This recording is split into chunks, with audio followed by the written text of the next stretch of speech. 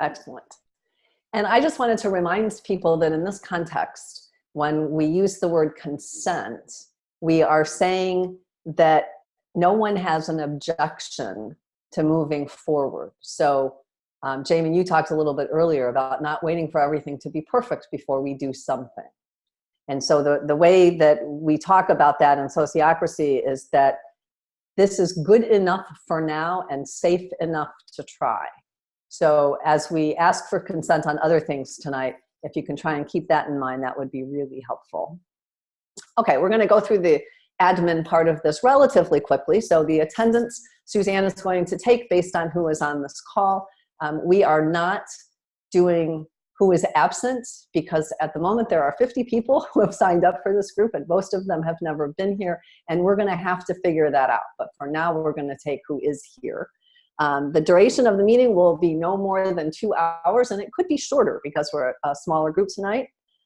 Are there any other announcements from outside the group that need to be made tonight? Okay, then we'll continue moving on, and our next meeting will be next Tuesday at 3 p.m.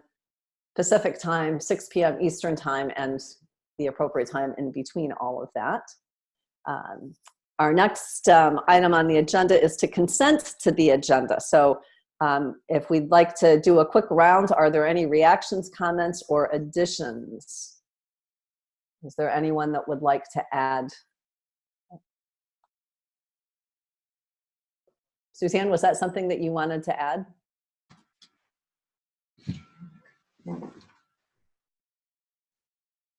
I guess maybe it's more of an announcement or sorry, I don't know. Just the change that we discussed in terms of the agenda that we're going over right now. The status report for BCI out our monthly status report being sent out for BCI only right now, and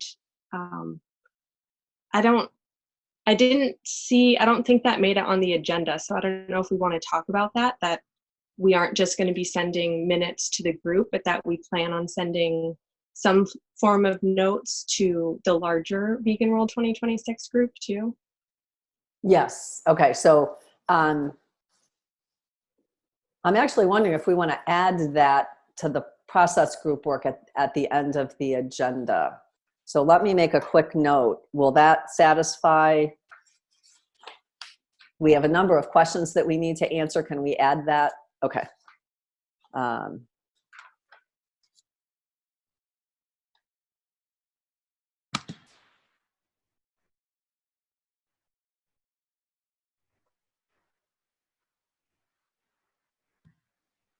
Okay, excellent. Are there any other?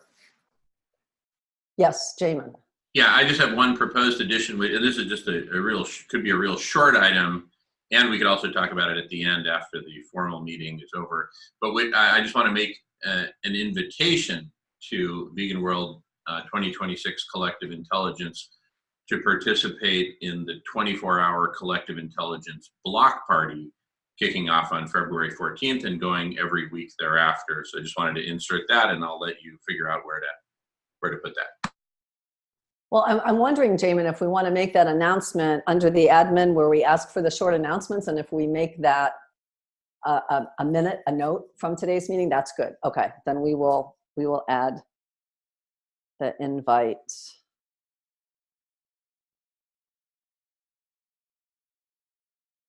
Okay. All right. Any other additions, questions, comments, reactions to the agenda? Okay, then I'd like to ask for, I'd like to ask if everyone consents to using this agenda for tonight. Okay, beautiful. Okay, then we have a status report. We're going to move into this process, so we're kind of trying it out at this point. We believe, because no decisions have been made yet, but we believe that that this will be a place where each of the groups makes a status report on a monthly basis about the work that they are doing. So we are going to model that by talking about what's going on in BCI at this point with a status report. So if everyone has seen the agenda, it occurred to me that I put a lot of detail in the agenda about this status report, and with the things that we have proposed. And again, no decision has actually been made about doing these things. But when the group was originally established at the conference, it was going to be a hub for all of the groups to come for support and updates, and to be the place where people talked about everything that was happening within Vegan World 2026. And so we have come up with some proposed ideas for how we would be able to do that. And as we move through the rest of tonight, it will become clearer how we will get to the detail about that. But the short list at this point was that we would invite representatives from each of the other groups to meet with this group to share what they had accomplished, what they were planning to do, and what kind of support they might need. That we would do a monthly status report or newsletter or some way that we could share that information across all of Vegan World 2026 and within the larger world. That we would organize a master calendar, that we would have a digital library of sorts with information and tutorials about a host of different topics, and that we would have relationships with other collective intelligence groups so that we could learn from them, and so that we could bring our vegan message to them and hope that they would share that in a larger audience. And then as we began to move ahead with subgroups or work groups to attend to each of those things, it became quite clear that we need to have some sort of governance model in place.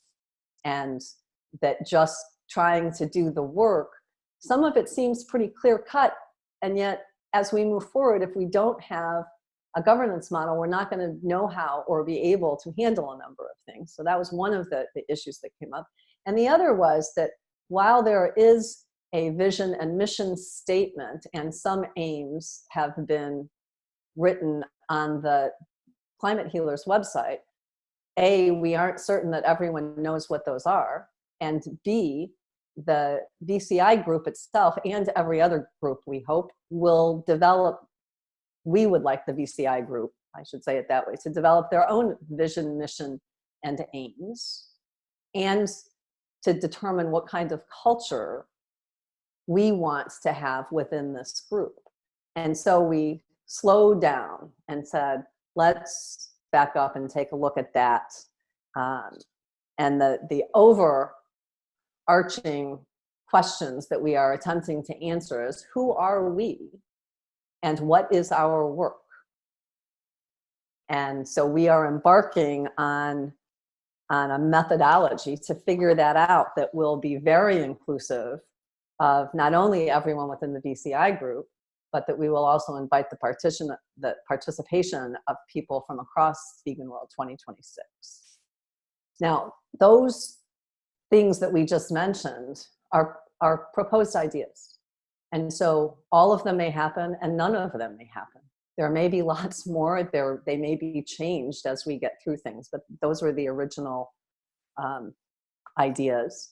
And Suzanne and Benjamin and I offered to co-facilitate this process to figure out how we can move forward to do the things that we want to get done. Today is really a learning day, and we did this on Saturday with the process proposal group. A number of us were there, and there were a number of other people that aren't here tonight that were there. So we've done this once with one group of people, and now we're going to do it with another group of people. And for those of us who have been at both, I know it will be very helpful for me to understand exactly what it is that we're doing. Are there questions about what we're doing, how it happened, what's going on right now that anyone would like to bring up?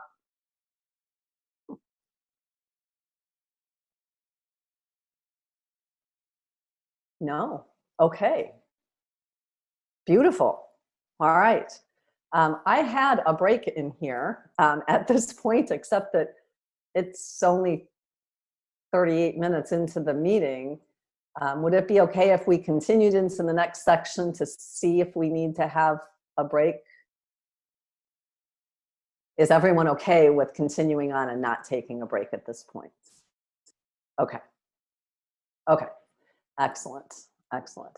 So the next section, section 4 on the agenda of developing our vision, mission, aims, and culture is, I think, I would like to have a relatively long training session about this so that we understand how this is going to work, because there are a lot of moving parts. And I think we need to understand all of the detail.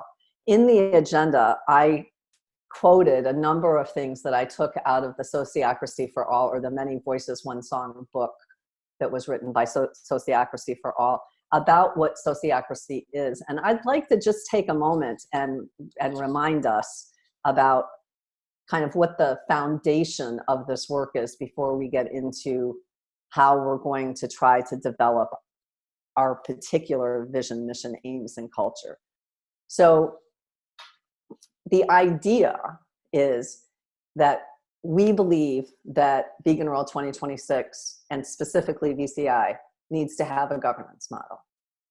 We believe that sociocracy is a good starting point for that. It appears to be quite forgiving, and it's the type of thing where you can use some parts and not use others, and it's relatively easy to understand. And so we thought that would be a good place to start and to introduce people to that. So these quotes are about what this is about, and we think that it fits well with Vegan World 2026. Sociocracy is a set of tools and principles that ensure shared power. The assumption of sociocracy is that sharing power requires a plan. Power is everywhere all the time. It does not appear or disappear. Someone will be holding it. We have to be intentional about how we want to distribute it. Sociocracy is a mindset, the mindset that all needs matter always. The needs of those we serve, the needs of those who work together, the needs of all interdependent life on this planet, and the needs of the generations to come. Having no system, or just a vague system, means there is a lot of space between the lines that will be filled in by daily life in organizations. Sociocracy is not an all or nothing approach. We can start with a little bit, a few practices, and add more over time. Consent is the default decision-making method.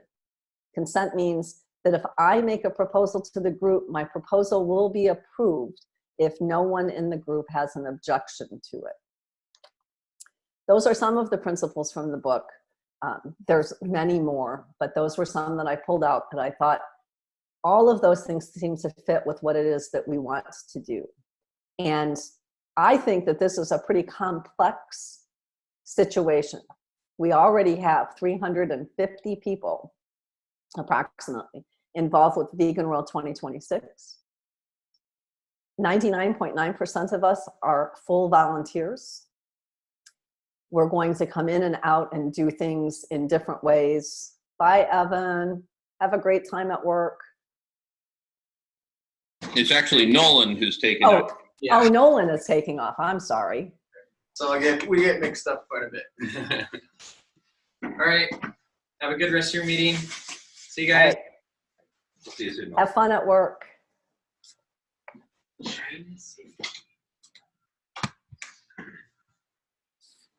Okay, so we are proposing that we begin to understand sociocracy by using it. So we're not saying this is the thing that's going to happen and it's going to happen forever.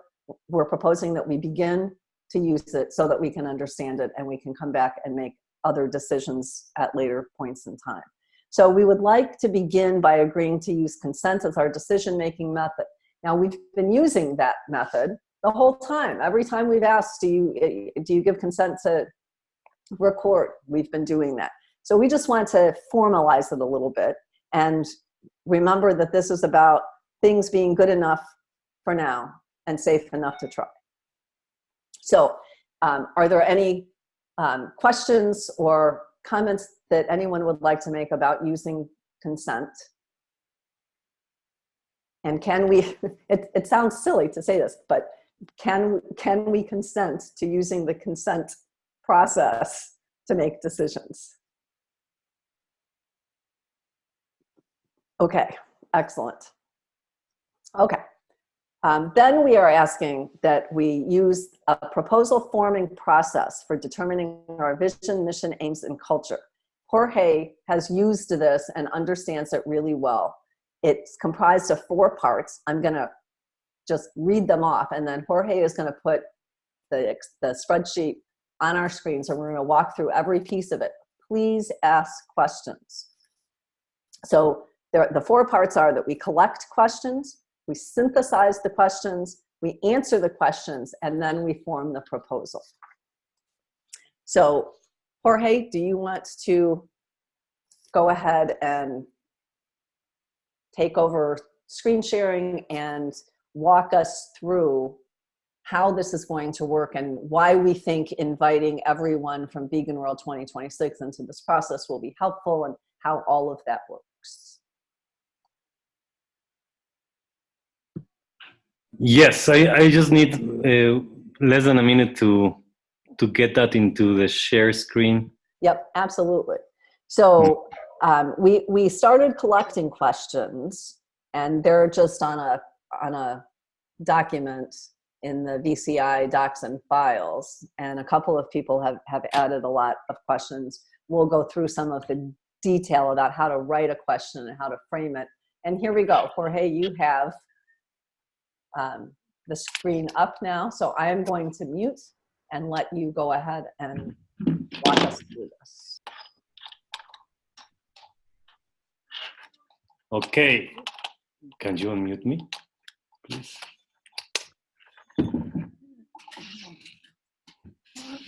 You're unmuted. We can hear I'm you. unmuted? Oh, cool. All right, so first tab, it's called the cover, right? So we need to get to the point that we figure out which is the questions that belong to answering our vision, and then again going through the questions that we're going to gather and figure out our mission, and the same with the aims and culture. So first step is collecting questions. I'm gonna share some of the questions that I have listed already. So they're the real case, no, that we're going through. And for example, let's start with this one. This is an example of a question. So, does VCI stands for Vegan World 2026 Collective Intelligence Group? Second question, what does VCI mean? I'm gonna use these questions to make it clear what synthesizing questions is in the step number 2. Now I'm gonna add another set of questions that are more power questions about what is actually our work and who are we. Okay. Can everybody see them, or should I make them a little bit bigger?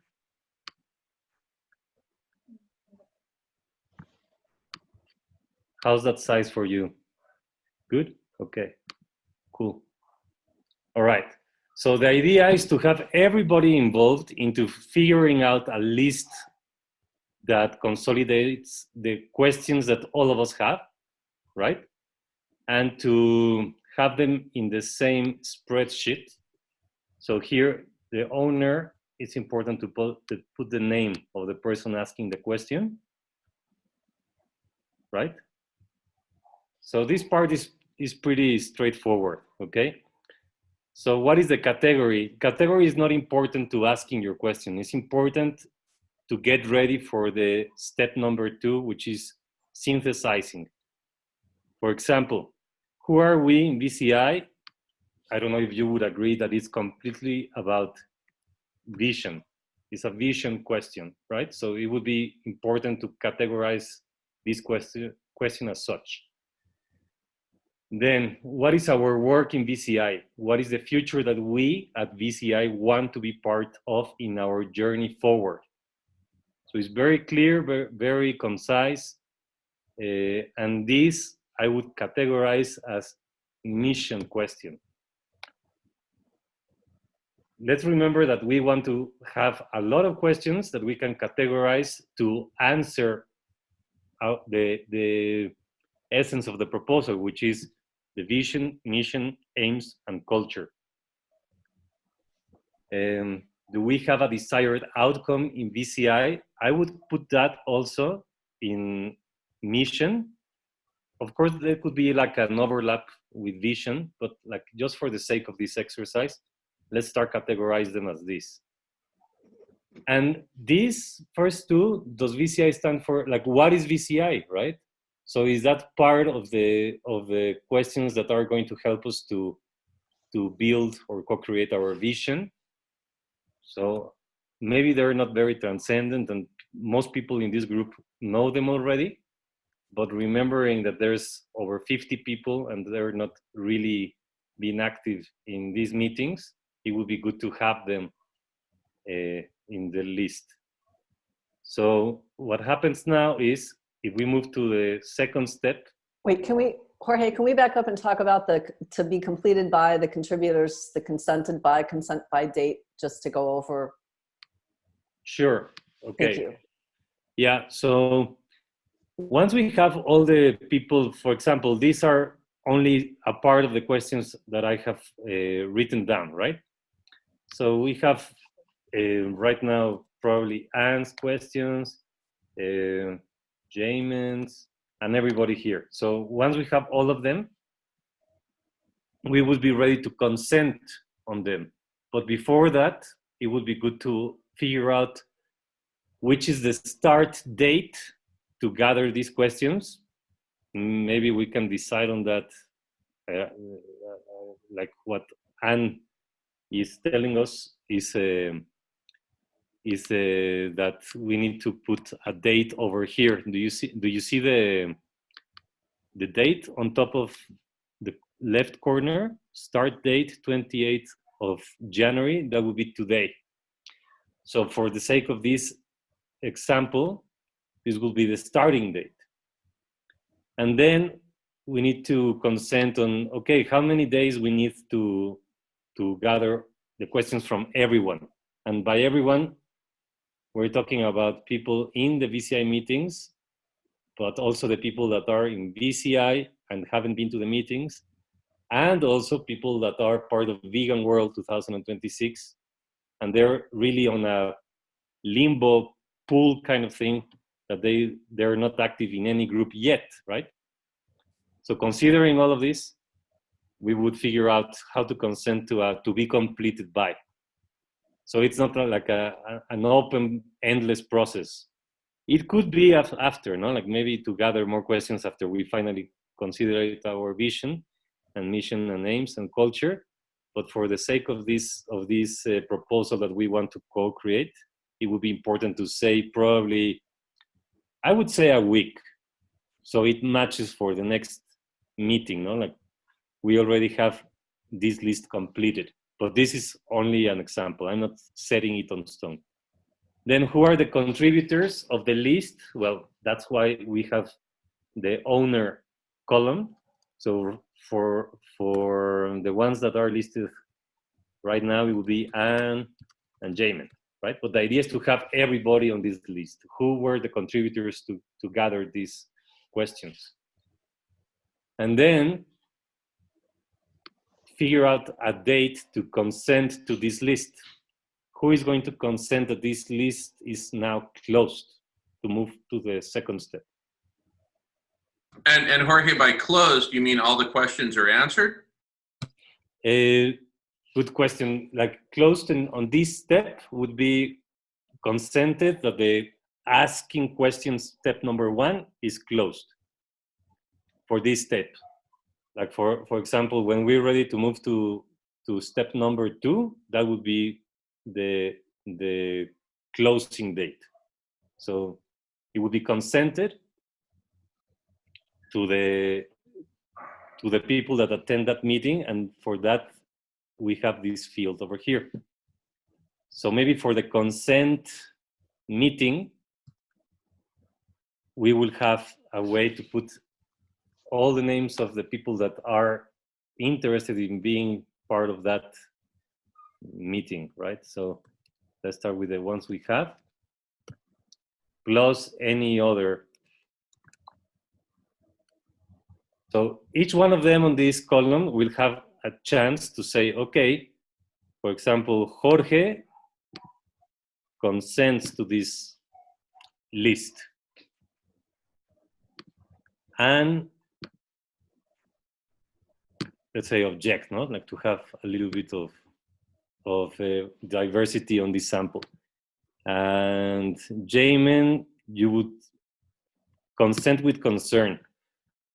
So in the cases of objection and consent with concern, it would be relevant to put the comments of why would a person object or what is the concern. For the sake of consent, there's no real need to put any comments. And on the same step spreadsheet of collect questions, we have here a counter of how many people are consenting with concern, or that object. So it's very easy to read. Like how are we doing to move to the next step? Right. So Jamin, every step is consented to. So if you can just hold on, you'll see that there are 4 steps, but there's a consent process for every step. Gotcha. What happens if not everyone consents? Okay, so in that case, we read the comment or talk about it in specific rounds. So people that maybe there's only one objection, right? So that would be the only person. But if there's several, we hear why they object, and then we ask clarifying questions. So the idea is that we can move forward to the second step with all concerns and all objections cleared out of the way. Mm. And remember what we said last time, like if it was, what Anne said is that sometimes consensus can't be reached. But if it's something that after asking the comments of why people are objecting or have concerns and asking clarifying questions and all of this in structured rounds, and there's still like a minor thing that doesn't get us to consensus, then that's why the magic phrase, okay, is it good enough for now and good enough to try? Safe enough to try. So in that moment, people would say, okay, like maybe I don't like the way that the questions are structured, but I get the point, and at the end they will be answered. So the objective will be reached. So instead of holding back to moving to step 2, people with the objection would say, okay, yeah, like it is good enough for now and safe enough to try. Yeah. Right? So Jorge, as an example of something that I might object to, let's say one of the questions is actually that it's a proposal. Okay. Can we do this? And so I would object and say, I think that this question is actually a proposal, not a question. And I don't think it belongs here. And so then we would talk about that. Now, that proposal might go someplace else, right? It's not that it would get thrown out. It's just that it's not a question for this particular purpose. I mean, that could happen. I mean, yeah, that's a real life example. No? Like if the idea is to get questions, like this is the step to ask questions, not to answer them, not to propose anything. It's just asking questions. That's a good example. Okay, so I think that this would be the whole explanation of this first spreadsheet, which is collect questions, right? Do you agree to move to step number 2, or do you want to have? I have a questions? question. Yes.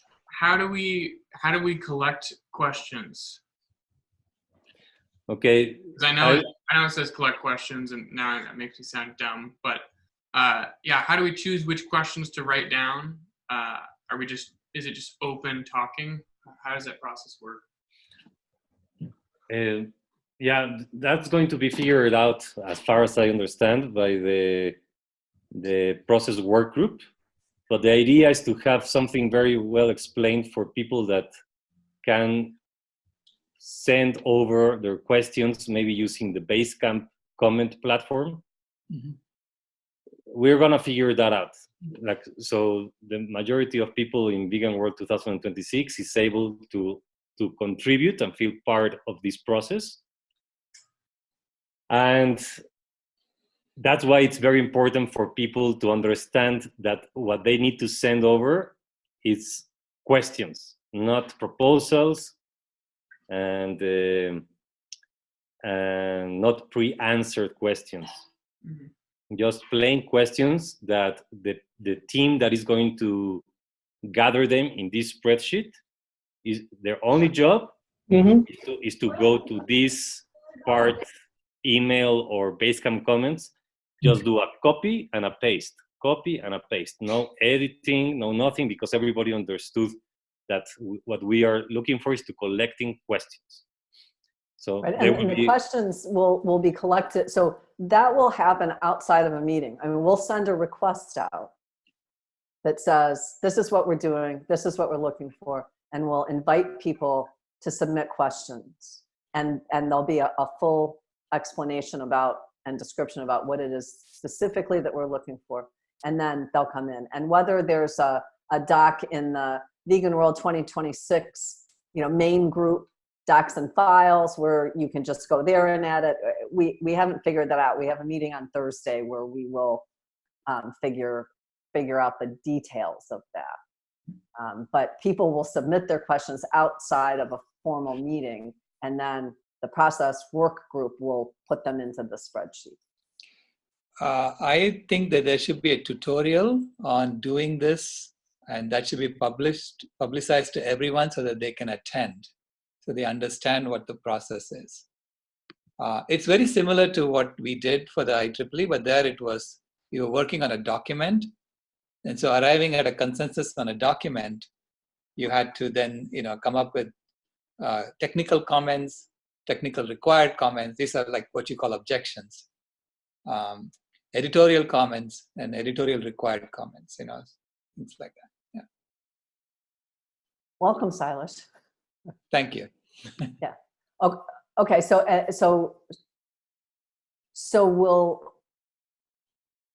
I'm wondering if this recording could be edited and made available, or do you think we need to do a separate? I would suggest doing a separate tutorial. Okay. And publicizing it within Vegan World 2026, the larger group, and giving people advance, and even having a doodle as to when they want to see the tutorial happen.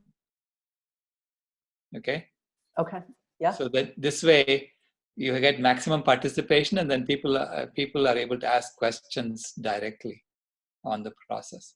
Because this has to be very clear. The process has to be very clear first. Yeah.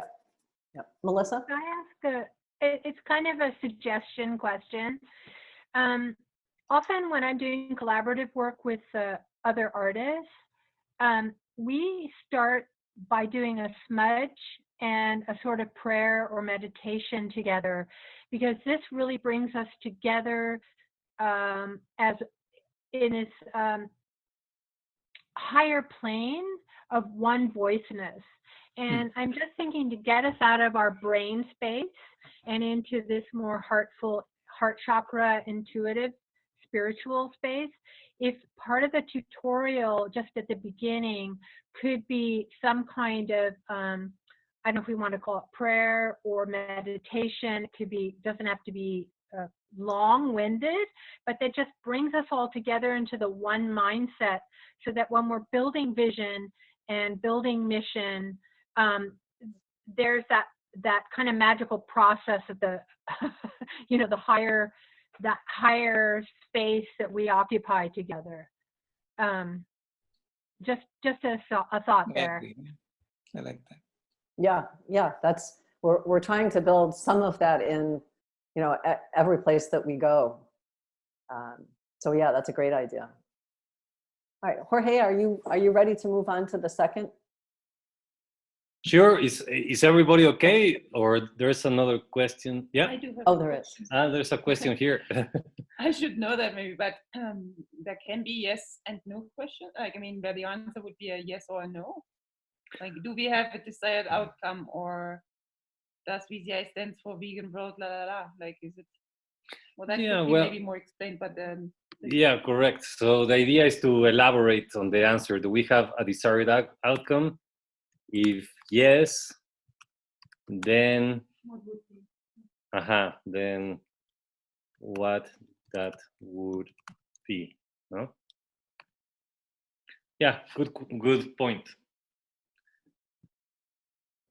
All right.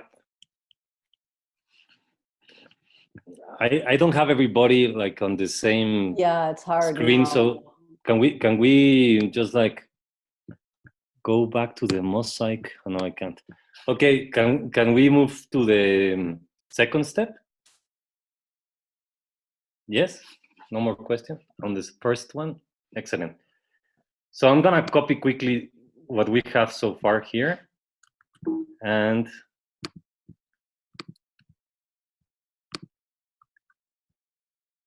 go to the second tab. Okay, this second step, as Ant mentioned, is called synthesized questions. So right now, we already have them copied from this. So I forgot to put the number, which is important. So here we have them again, right? It's just a copy paste. And we have a priority. And this is the new thing about this second step spreadsheet. So why do we have a priority? Because usually we go from bottom to top. So we already know what Climate Healers' mission and vision is. So we're trying to understand who are we and what is our work. So for example, what is the essential part that we would need to answer first? Would be our vision. So the essential ones would be the vision questions, right? So the vision questions, as we already said on the example, would be, does VCI stand for vegan world? Like start from the very basic. And then what does VCI mean? Who are we in VCI? These three would be the vision questions. So these three would be marked as the essential ones. But these two look similar, right? Okay, so maybe we can do some kind of like as a synthesized process and just say, okay, maybe we can just like copy this one to the first field and make this one no longer relevant. So that way we will start to shorten the list and to have them as priority, the ones that we want to answer first. All of them will be answered, but which ones are the essential? Okay. Then on this question, what is our work? That is also essential or reasonably important. So I would put it just to use this tool in number 2, no? First the essential, then the reasonably important. And then if we have do we have a desired outcome? That would be maybe a name. So right now it doesn't serve our purpose, but this is just a standard of options, like not so important. So we have already in our understanding which one is going to be the category that we're going to answer first, second, and third. It's just like a tool. And this way, we're going to have the numbers of the list rearranged. So we have at the top the ones that we're going to be answering first. Now, the part that is very similar to the first part is this top area, which is to be completed by. Once the first step was completed and consented, then we need to establish, okay, when this second step needs to be completed by. Which are the contributors? In this step is different because the first step was about involving everyone, to put their questions out there for us to gather in the spreadsheet. But now for the synthesizing, I believe that it's also in our agenda that we consented that we would be the process work group would be the ones in charge at the meetings to do all this synthesizing.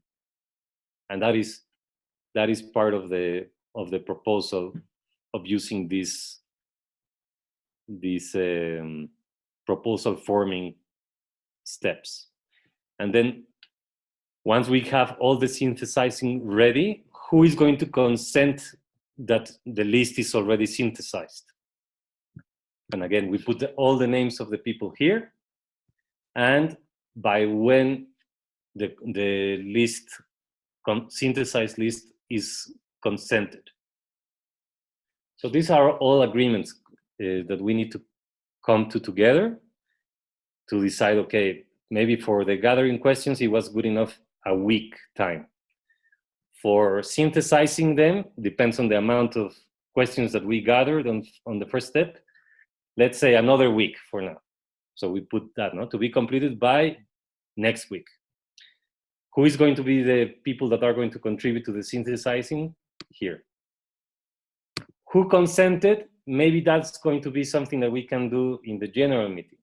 Like when we get together with the VCI, maybe, I'm just putting maybes. And write down all the names that consented that actually are going to go through the same process as the step one. Jorge, I consent with concern. So I write down my comments of the concern. And the same thing is going to go for everybody that was a contributor. And we have a counter over here in the same fashion that we had in the step number 1. I think that would cover this second part of synthesizing questions. Are there any questions?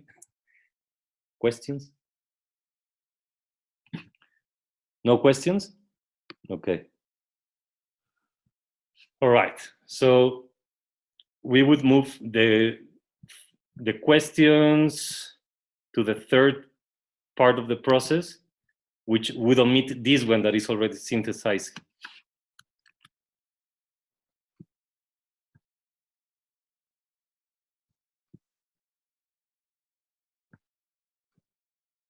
Okay, so we would have it here. Again, it's very straightforward, to be completed by the date. Who are the contributors for this step? Who consented them, and which was the date they were consented? And here we have one of the questions, right? Over here. Does VCI stands for Vegan World 2026 Collective Intelligence? Again, this is a sample question. It's very easy for us that we have been involved in these meetings, but it needs to be clear for everybody that forms the 50 people in the VCI group. Okay, so who's going to give a consolidated response? Well, everybody that wants to be a contributor. And how do we know we need to, let me make it a little bit smaller. Okay, over here, we have several columns that we can say, okay, who wants to be a contributor to answer this question? Again, no? Silas, Sylvie, whoever wants to be part of this team. Let's say Anne, Nolan, Suzanne,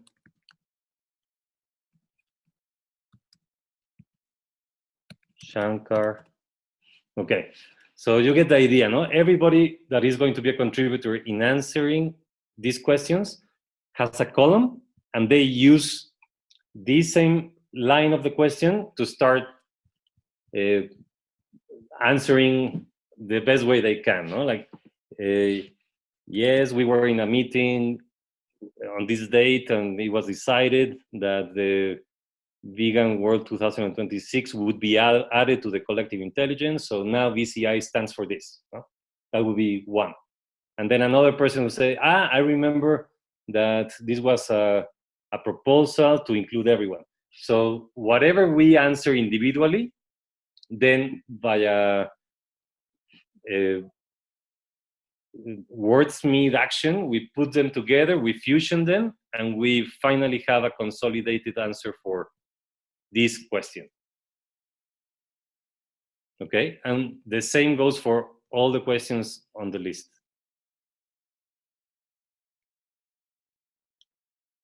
And once we have all the consolidated response to each of the questions, then we move to the consenting. And for that, it can be only the contributors or the contributors plus the people that are going to be part of the VCI meeting that opportunity, and they will say, okay, my name, I consent to the list. So the idea is to have all consents, and in case there's any concern or there's any other objection, we go in rounds, we clear them out, ideally, and then we have finally a consolidated response to all the questions. And that would be the moment that, because we have the answers to all these questions, we can make a proposal for our vision, for our mission, aims, and culture. That once again, it has to be completed by, list the contributors, put the date when it was consented, and who were the people that consented it. This same mechanism to have it written who participated in the consent round, if there were any comments, the counter, and then the final proposal would be the result of a collaborative, awareness-based action.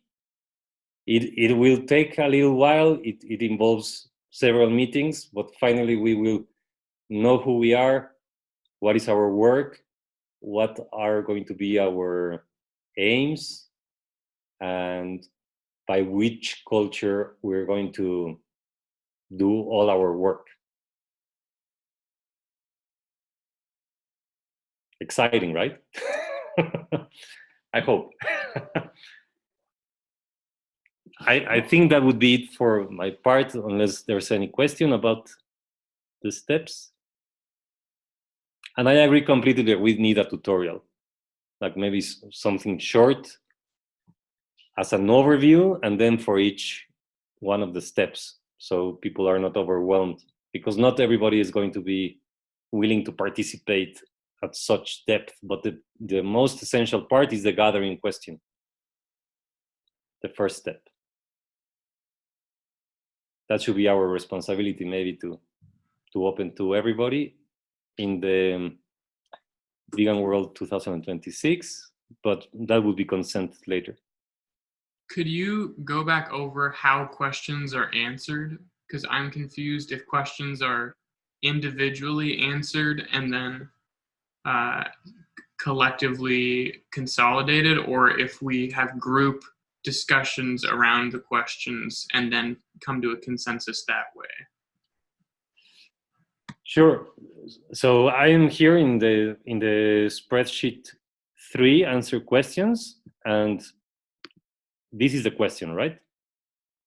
So we're going to have a theme that is proposed in the agenda of today's meeting that is also the process work group that is the one that is going to be responsible of answering all the questions and then finally get a consolidated response. So the way that looks is on these columns, no? So these are going to be each column for one of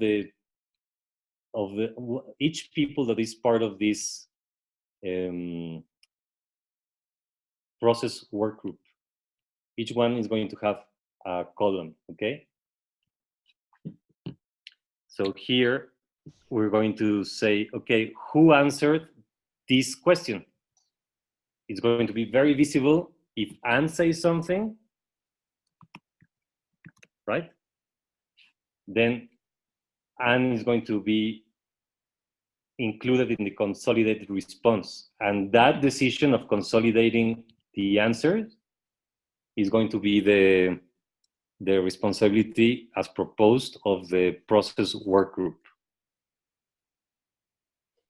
So one of the other things about sociocracy that I did not include in the earlier information is that there is a principle that smaller groups of people propose and make decisions, and with an enormous amount of input. So we want to have lots of people sending us questions, but the process work group will figure out how to answer those questions and then take them back to VCI. Those won't, the consolidated question, the consolidated answers will not go to all of Vegan World 2026 for their consent, as I understand it.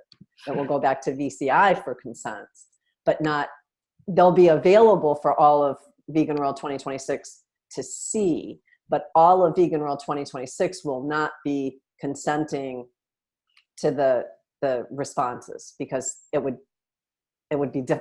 just be really difficult to do that. So we want lots and lots of input, a small group that's going to coordinate all of that, and then the VCI group is going to make decisions about it, if that makes sense to people. Well, the way it normally works is that the smaller group does the initial, the initial work of creating the solution, and then it has to offer it to the larger group, and the larger group has the right to also add objections and concerns and modify them. And in this case, Sailesh, the larger group is VCI. We're only doing a vision for VCI, not for Vegan World 2026. Well, you know, so there is a VW 2026 process group that was looking at, okay, how do we create study groups? How do we create new task forces? How does the study group get graduate to a task force? You know, because we need to have those processes put in place. Otherwise, it becomes too willy-nilly. And so, I think VCI wants to be the decision-making body for the larger group. Then it has to answer to the larger group, right? Right, but that's so the thought, the thinking as far as I understand sociocracy is that the way that they talk about the groups are that there are that they use the word circle. Right. So there's a parent circle that has everyone, and then there are subcircles, and then even smaller circles. So VCI is one of the circles, and it will have its own vision, mission, aims, and culture that it, as a group, has agreed to do. and the nature study group will have its own. Now, those will go back to tie in to climate healers. So the only thing that we are actually creating here is the vision, mission, aims, and culture for how the VCI group is going to operate. And we need to absolutely assure that it is tied into the climate healers' vision, mission, and aims. But in my way of thinking, it's almost like for the aims that climate healers has, there's a circle for each of those, and so each of those circles creates their own operating principles, for lack of a better term. So it's not that VCI is attempting to create a vision and mission for the whole of Vegan World 2026. It's only for that group. It's just for that group. So that we know what it is that we're trying to do, so that we have absolute agreement between the people who are on the group, and it's very clear and transparent to every other group what this group's domain is. You know, what do they have responsibility for? What are they supposed to be doing? Right. And so it feels laborious in the beginning, but I believe that especially with an organization of the complexity of climate healers, that a year from now, if this is the governance methodology that we choose to do, and our proposal is that we want to try some of this out and see how it works, and then make a decision about whether it moves anywhere beyond VCI and whether VCI actually continues to use it. Okay. So we are not attempting to develop anything beyond that specific circle's work. So we had come back and said, the original intent of VCI was to help coordinate all of the work, to be a hub where the other groups would come and report and we would collect that. So we started to write that down. And then the question came up, but we didn't all consent to that. We don't have a vision about who we are and what our mission within that group is. And so we need to back up a step and put that into place. And we'll do that once. And then hopefully, the idea is the rest of the work will go much faster because we have that in place. Right.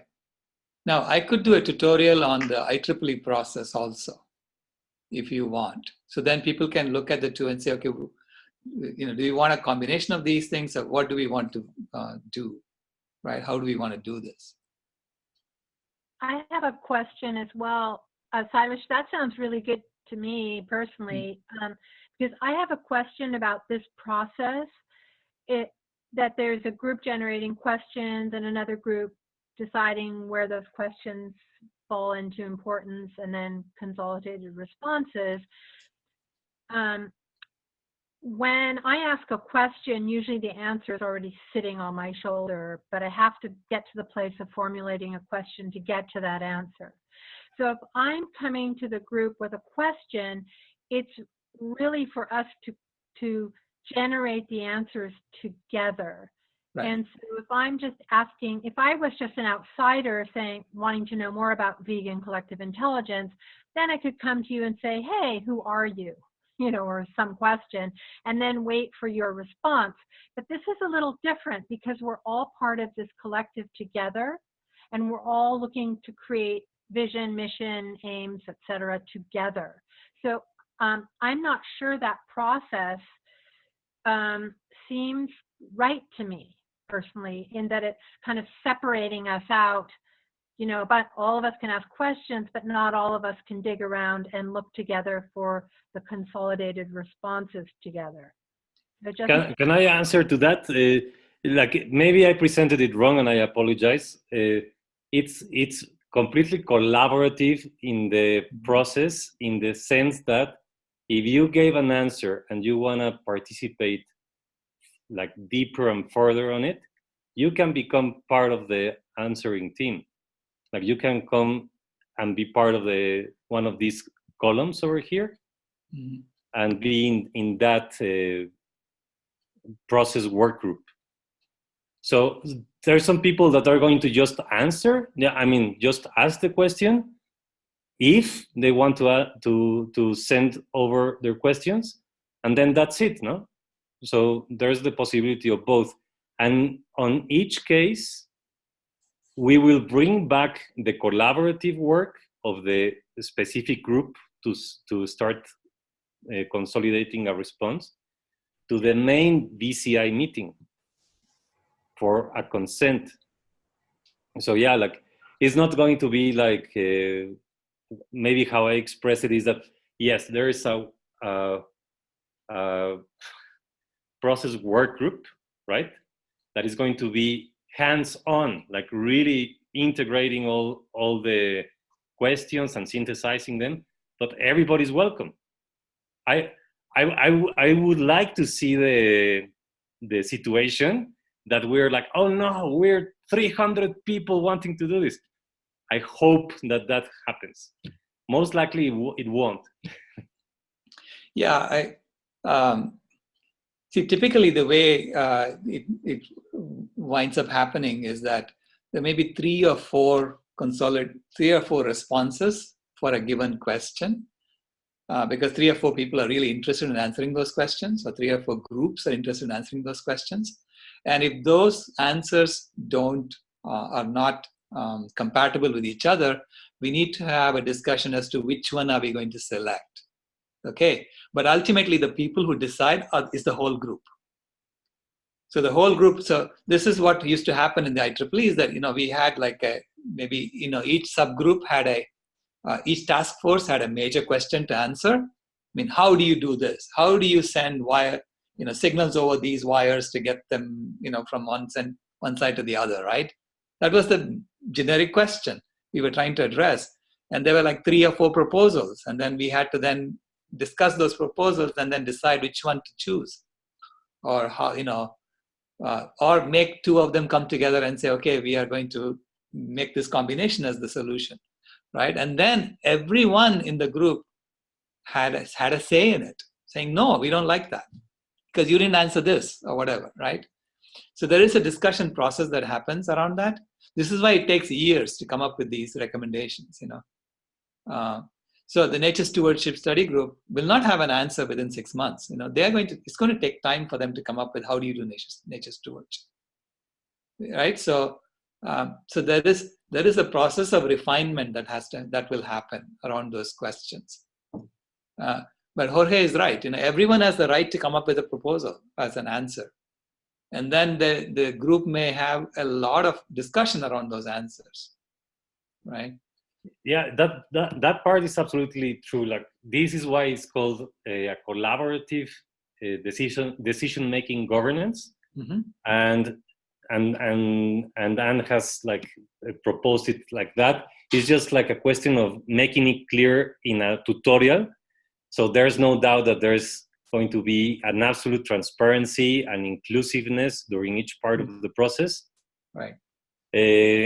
The part that Silas is referring to, agree to it, that's why the consent mechanism is there. So if everybody is like super happy with the way that the process work group synthesized and consolidated and everything, and then it's presented to the VCI group, that by that moment hopefully it's going to be larger because people are going to feel like more engaged and feel more ownership of what they're doing. So in that moment, they would say, I do not consent because I don't see the answer I was expecting out of the question I placed satisfying me, right? So in that moment is what Silas is describing. Okay, then we're going to have a clear method of going in rounds to say, okay, what is your objection? Like, what kind of answering you were expecting? Or did you get invitation to be part of the answering meeting? And were you there? Were you not there? Can we hold back the whole thing? Is it that important? All of that is going to happen out in the open in the consent rounds, like to ensure this, no? Right. No, sometimes it even goes forward with an objection. Everyone knows that there was an objection tagged to it that that we couldn't address as a group because it was a very strong objection. And so it has happened to me, you know. I mean, we went through a process by which we had a standard that came out without any objection, and another standard we had an objection. In fact, I was the one who was objecting, and it went through with my objection, and it didn't work. But that's a different story, right? So, because as engineers, we have to build things that work. We have to specify things that work, right? So nature gives us the proof whether your answers were correct or not, right? Ultimately, nature has the final say in that. Even in our case, that's what's going to happen. If we don't do this right, if our recommendations, people implement our recommendations and it doesn't work out, you know, nature is going to eventually have the final say. Right, and another good thing about having this process written in a spreadsheet visible for everyone is that we can see, in the case of these complex questions that everybody has a different answer, we can say, okay, so let's go back to see who was a contributor to that question. Mm-hmm. And to call on them to say, you know what, we're having a very tough time answering your question. Like, we have so many different points of views. Would you mind like giving us your feedback on an email or assisting the next meeting? And there's some questions that are going to be super easy to answer. Mm-hmm. So this is going to be a precious tool to have all of it consolidated in one document. So we have the reference for everything.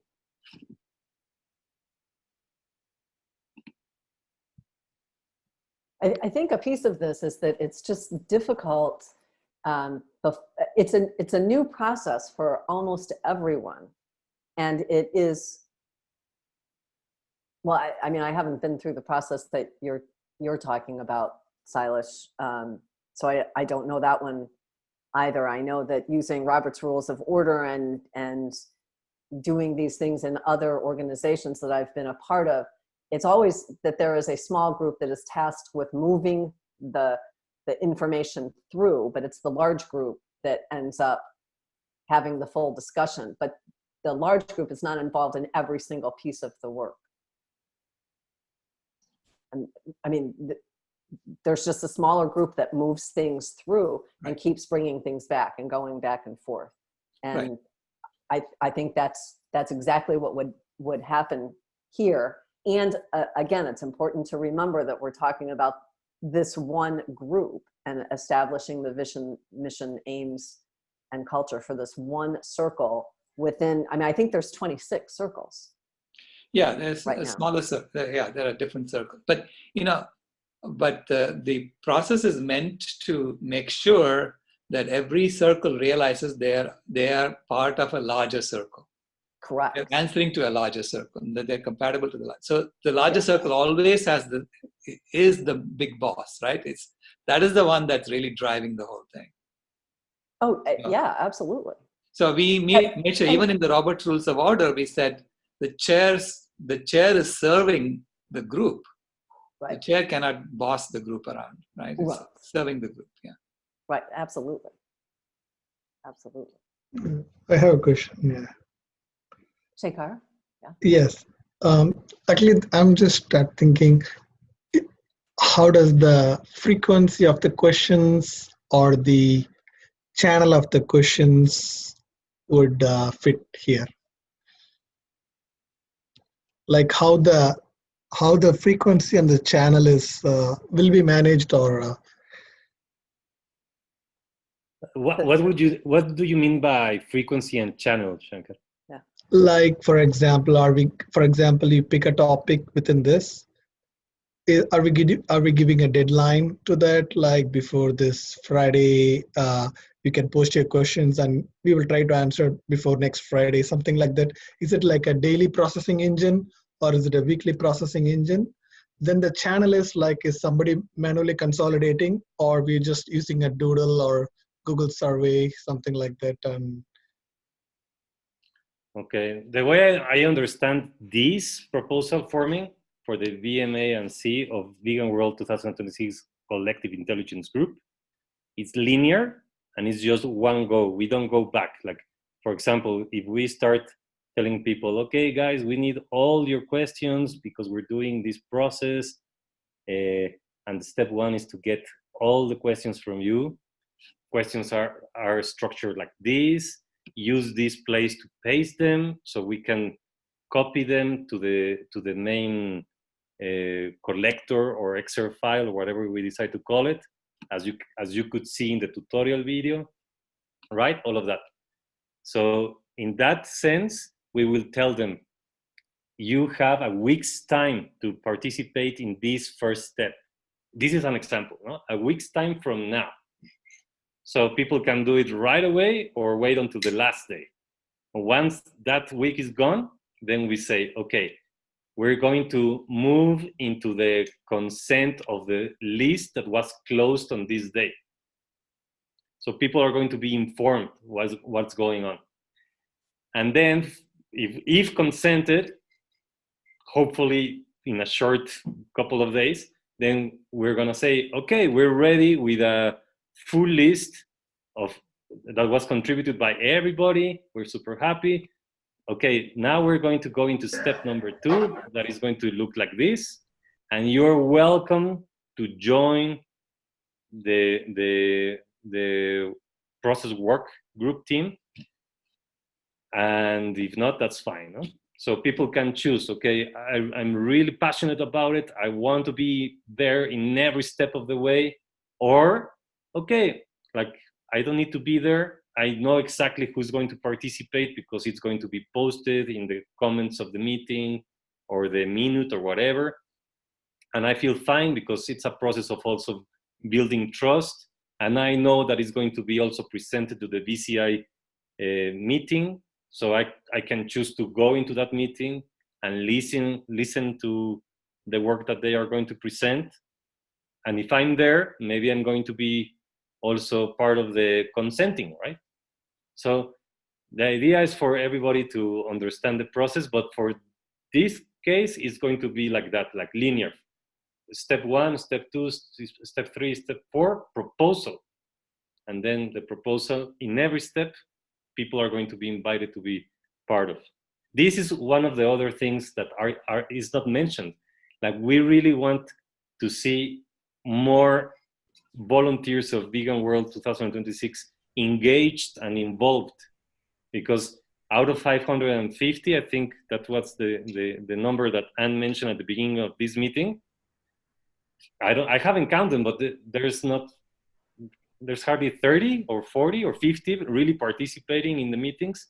I don't know, like I am not part of all the circles, but that's 10% or less than 10%. And we really, like Ray has been telling us over and over and over, hey guys, we need to populate the groups and the study groups and the task forces, like spread the word. We should start by spreading the word and getting it from the people that are already here. Yeah, we used to have a requirement. I mean, see, people had to attend 3 meetings to become a member of the decision-making body. And then, but then we also had a requirement that every standard that went through had to have at least 50% of the people voting on it. 50% of the people should have their input, you know. So, and if you don't have the 50%, your job as the standards group was to go and ping people, tell, hey, please read my standard and tell me if there's anything wrong. If you find, because you need the expertise of all those people, right? Otherwise, you're making something that may not be compatible, right? So that was our goal. Our goal was to make sure that everything we did was compatible with everything that was done before. And to do that, we needed to get a 50% consent. This was the process we used in the IEEE. Yeah, I mean, again, the idea was the same. You know, it's this. I think sociocracy is probably a more refined version of what we were trying to do back in the 90s. But yeah. Yeah, just have one thought or suggestion or just coming. It's just coming in my mind. Like it looks like way I'm visualizing is So in a very, very simple, it's like a FAQ, frequently asked questions. So some of them, the topic might go here and there and everything, but the thinking mode and pattern might be different, which we can nail it by saying, hey, is it a what question? Is it a when question? Is it an explain question? Or is it just a Boolean yes or no question? More like that. So maybe we can, in that columns itself, like I know that's another separate group is there. We can, I will talk to Jorge on that one. Maybe because if we give people my type of essay, that's fine, but they also need to tell it in a one line. Then we give a chance to discuss. There they can go elaborate. So so initially to get the consensus or to move forward, there is we are giving hey, this is your choice of asking the questions. Pretty much the question that you can fit in this. And then it's easy to sort and see, like, is it a when question or time? Is they asking in some time, or they're asking for a yes or no, or is it like where to look? So then it's easy among the groups also to point that, like, hey, go and approach the when group. If it's a timeline, maybe task force can answer you that question. Or if it's more of a where, means the body of knowledge or the work group can answer that question. Or more then it becomes like a, that's why I'm trying to think like a hub, which Jamin told, I remember a long time, as a hub coming back and doing. So I also see from a sociocracy, everything acts like a little hub also. So there's nothing, and it's overlapping in a circle or any way we can see. Just when we design, maybe if we keep it in that way, it makes it less laborious. Or then you can use a keyword. Like if in the drop down menu of these columns, if you just put a keyword, it can even tell like a 50 people asked just about BCI. So you're saying to combine all of the circles, vision, mission, aims, and culture into the same call of the BCI, like all together, and to have like, this keyword. Well, that sounds amazing. For me and my spreadsheet capacity, I don't know how to do that. And in the terms of like one thing that works of sociocracy is to start with the main circle, like with a circle that unites all circles, because that is the root. And once you have that clear, all of others like kind of take on what the circle that unites all circles did already, because it already included everyone, no matter if they're actively in the circle or not. And we're doing the same thing kind of in the chat box. I'm putting some ideas that we have been discussing that should be part of the invitation or the tutorial or both, so people can go and read the documentation that is already done, understand what is the about page of Climate Healers, what do they say there, how the Climate Healers landing page is the heart page of Vegan World 2026 and also Prevent Year Zero, you know, so people can really get in the water, no? and say, okay, like, this is what I'm part of. Like, yes, I'm a member of Basecamp, but now I understand more how it's structured, what are the already available documents. I like your idea. Shankar, I don't know if I'm able to run that process with because it's kind of like very big, like what you're saying. Yeah, I agree. Actually, it doesn't have to go. It's like I appreciate the independence of each groups, like how they are going to interact, or the circles might overlap to sometime. That's fine. Actually, all I was saying in a more of the questions can be like what you call predetermined in terms of the syntax. The type of question or the content we cannot decide. It's the creativity of the individual who asks. But the type of question, so that after some time I'm looking more like what is the inventory of the questions? Somebody is asking about a bunch of chairs in the room. One person is asking about a bunch of tables in the room.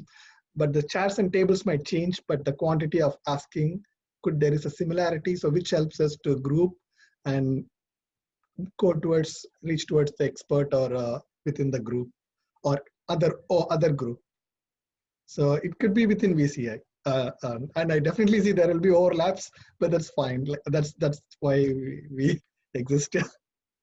Yeah, and I think other groups aren't gonna all be ready at the same time to be able to do all of the same work. But I think, I mean, you're on the process group, Shankar, so you can help us to figure out how we could do that in a way that makes sense within VCI. And, you know, again, our intent is to try something to start moving down a pathway. And if it works, then it should easily spread throughout all the other circles. If it doesn't work, if it's too laborious, if it isn't what people like, then we will need to find a different way.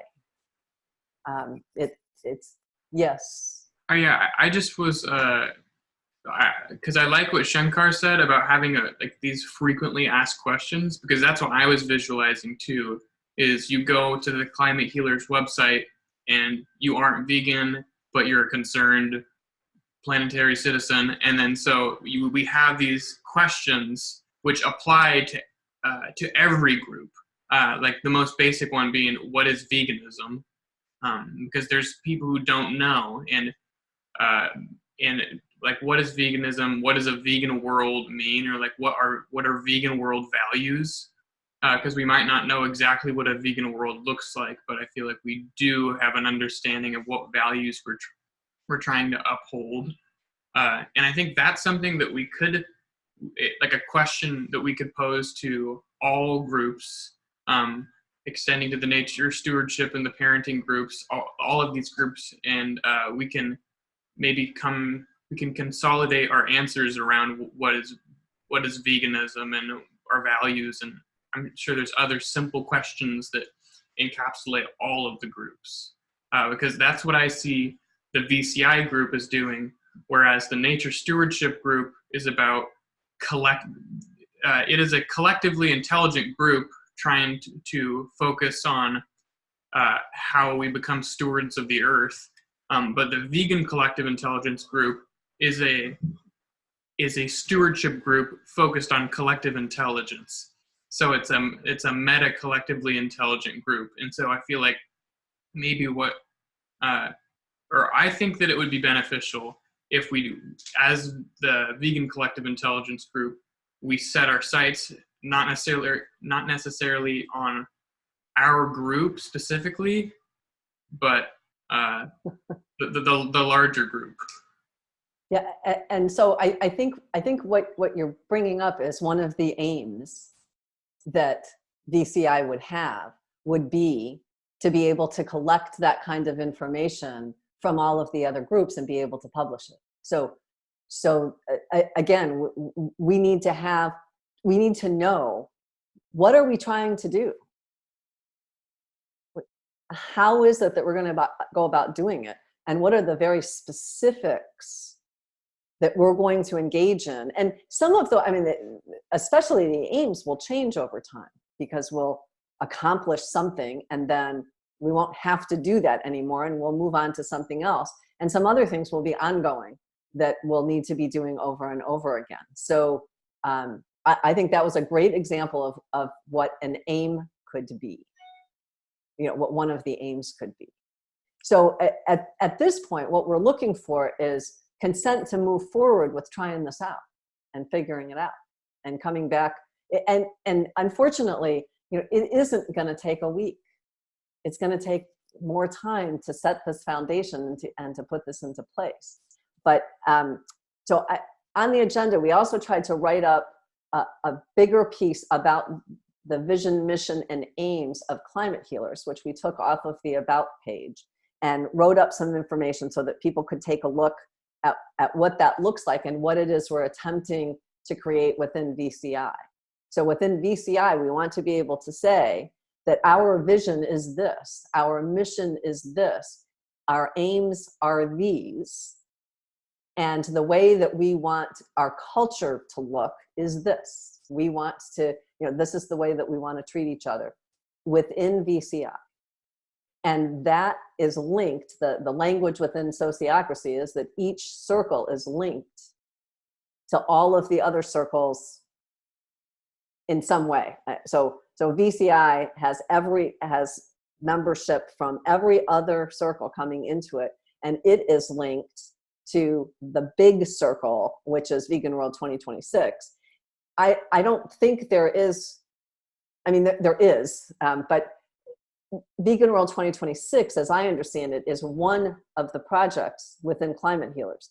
So there's also a Climate Healers circle, which is really the board of directors, perhaps. And sociocracy talks about that in a couple of different ways. A board of directors circle, or it could be the Climate Healers circle, or it could be the mission circle, or vision and mission circle. And that's a smaller circle. The Vegan World 2026 is a big circle, but there's also this other thing. Climate Healers is much bigger than Vegan World 2026. I mean, when I look, there's a number of projects that are happening within Climate Healers. So VCI is trying to help organize and support the work within Vegan World 2026, which lives inside Climate Healers. And we need to have a way to connect all of these groups. And I think in this particular case, it's really complex because almost every person who is here on a voluntary basis. There aren't employees, and there's no, the accountability is through our hearts. Yes. Not through a paycheck, not through something else. And so we have to find a way that, and to be transparent, I never liked Robert's Rules of Orders. I've used them a lot, never liked them. We need to find a way that connects us heart to heart in this work, because otherwise, I mean, if people aren't feeling like they belong together and like they are working towards something that meets their soul, that, you know, fills their soul, they're going to go away. I mean, what you wouldn't continue to do this if you weren't feeling like you belonged and were contributing something. And so we're trying to find a methodology that supports that work and allows us to get real work done, because study groups are very important, but study groups don't do the work, right? We need to move the study groups into task forces that are moving out into the world and doing the work. Right. So we put together this information that's in the agenda about the bigger vision. And of course, whatever vision, mission, and aims are developed within VCI has to link to, it has to be in support of the Climate Healers vision, mission, and aims. Otherwise, this does not work at all. So that's where we are now at the point of asking for consent to move forward to trying this out and seeing what will happen with it. Are we ready to share our consent or our concerns? Yeah, go for it. Okay, Melissa, yep, okay, excellent. So then the second proposal that we have tonight is... Oh, Dharmendra and Amira want to chime in? I'm not sure. Yeah, I'm sorry. I say yes. And Amira, can you?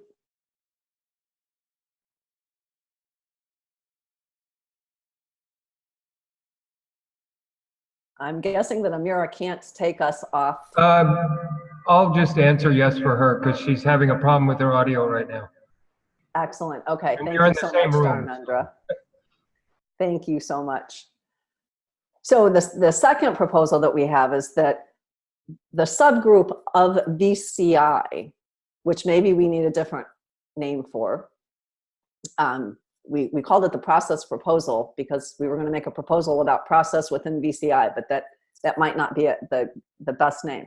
We propose that they answer the detailed questions. And some of them that we have come up with so far is who will create the email that goes out to all Basecamp members to invite their input, who will actually send it, where will the spreadsheet be that where everyone will have access to it, who's going to be on top of that and watching that, what are the timelines for doing all of these things, you know, where are we going to be sending all of these status reports as we're working through this process, because probably everyone needs to see the work that we're doing as we do it, whether they're participating or not. And there's probably additional questions. And so we would like to task that smaller group with figuring those questions out. Are there questions about that? And that group, let's see, right now the members of the work group are myself, Benjamin, Jackie, Jessica, Jorge, Myra, Patricia, Shankara, and Suzanne. Those are the people that are part of that group at the moment. And we've had one meeting. We have another meeting scheduled for this Thursday at 4 o'clock. I think it's 4 o'clock Eastern time, 4 o'clock Eastern time, 4 to 5:30. Are there questions about that group having the responsibility to come up with answers to all of those detailed questions? Mm-hmm. I want to add something. I know we initially spoke about making an email with instructions for people, and I just want to note that I added in our notes Dr. Rao's suggestion to schedule a live tutorial too. Yeah, we'll need to figure out, so that group will figure out how to make the tutorial. Okay, any other questions about the process group having those tasks? All right, can we go ahead and ask that, does everyone consent to charging that work group with these questions and others that may come up? And Dharmendra? Yes and yes. Yes and yes, okay. Sailesh, are you still here? Sailesh stepped away. Okay, we'll make sure I'm Yes gonna, and yes. Okay, thank you.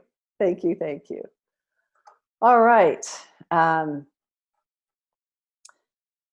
know that this is a little bit confusing, and I think it will become clearer and clearer as we move forward. And so, Jamin, thanks for asking for patience, or you said you were bringing patience in. I think we need to ask everyone to have some patience as we move through this.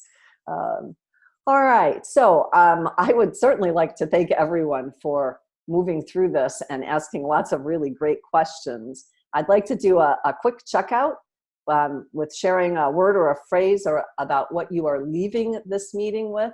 And Melissa, I will not start with you this time. But Dharmendra, how about if I start with you? Are you ready to give a checkout with a word or a phrase about what you're leaving the meeting with? Oh, maybe not. Okay, Shankar, can we move to you? Don't worry now, don't worry.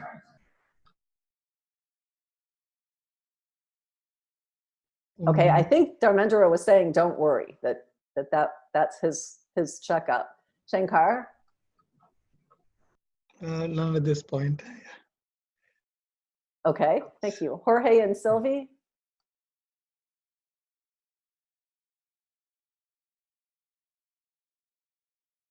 I'm very grateful for seeing that people are willing to go to the unknown. So thank you for the open mind, open heart, and open will. Thank you. Thank you, excellent. Sylvie? I'm leaving with more clarity and more understanding, and like also gratefulness in a way that everyone is happy to move forward and that everyone contributed good questions. And like sometimes you don't think about a question, but someone else, and you think, oh wow, yeah, that was a good question. Why did I not think about this?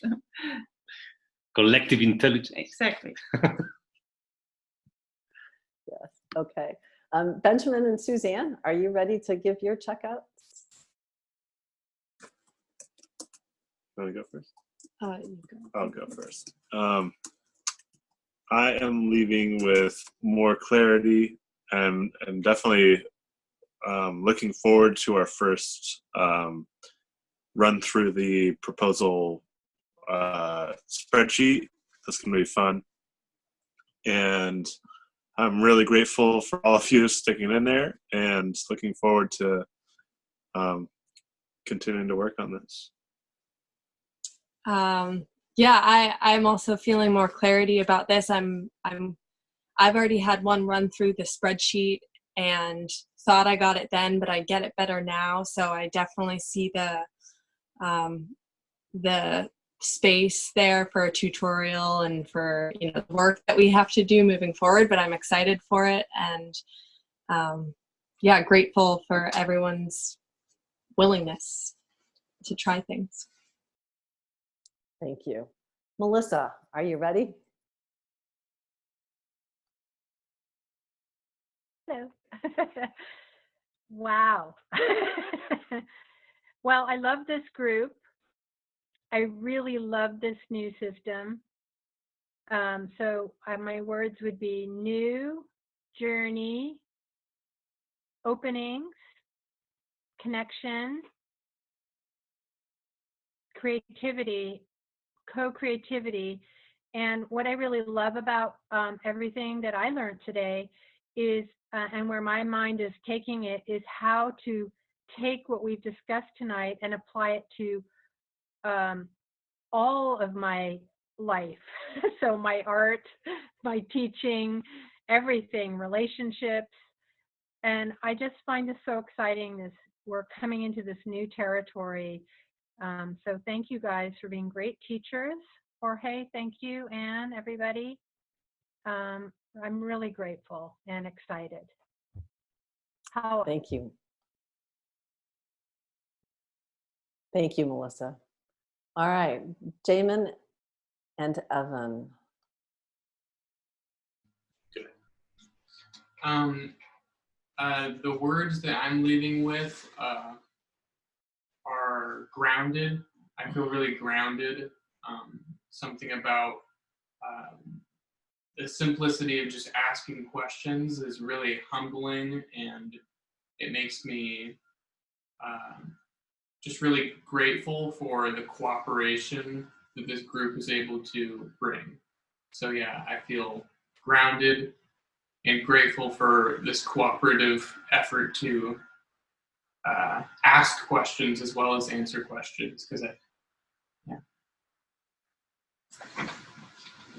All righty, and I am leaving with gratitude and awe of all the talent that we have here and all the perspectives, and that this is all building a really solid foundation.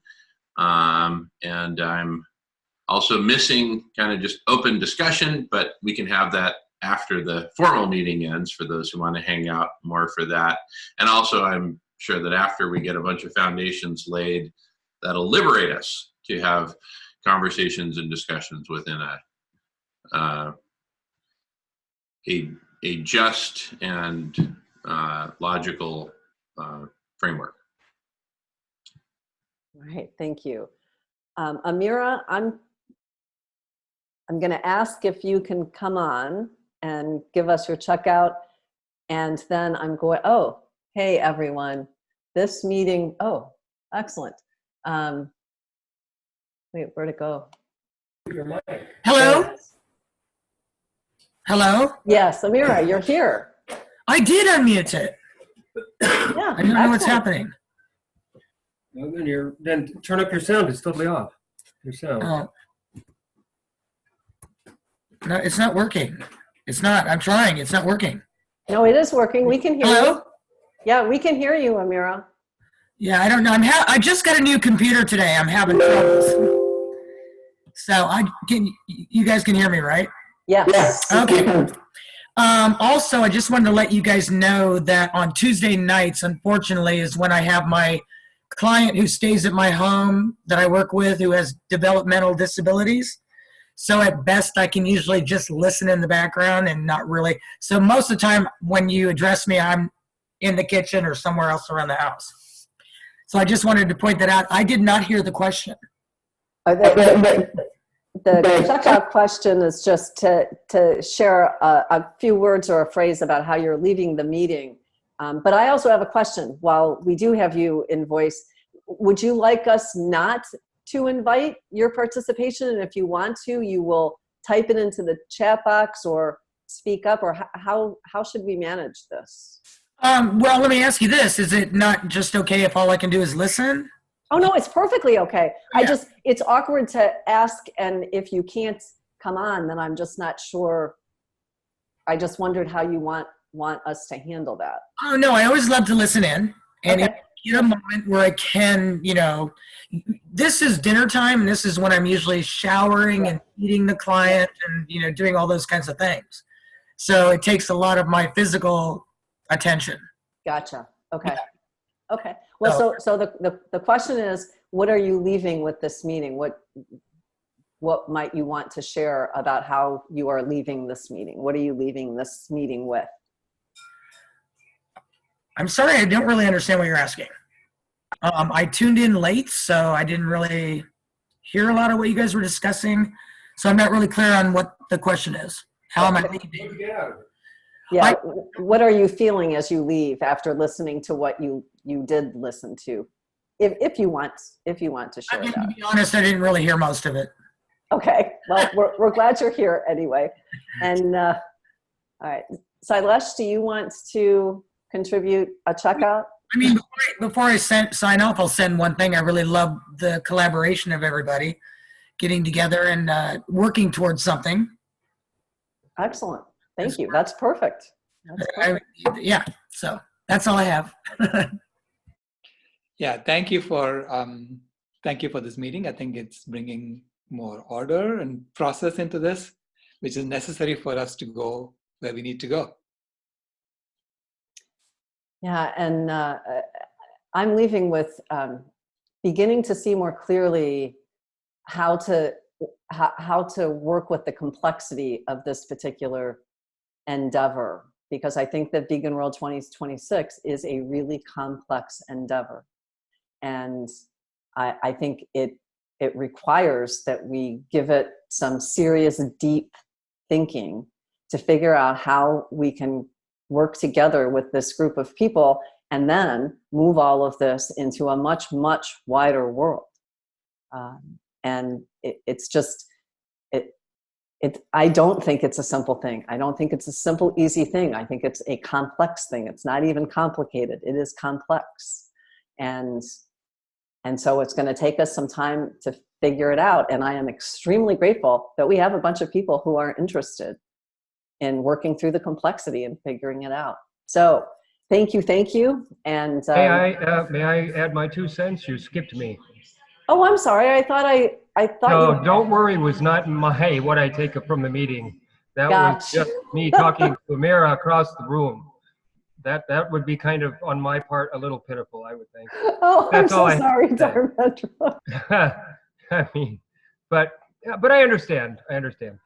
No, I just wanted to say, because it hit me while everybody was sharing this beautiful synchronous co-emergence of everybody's creative genius in the face of a very challenging scenario that we all want to bring our totality to, that's being created out of this beautiful center that we're all agreeing to establish a place where we can all bring it together and really cook it for a while until it starts to make sense, and then start to spread it around.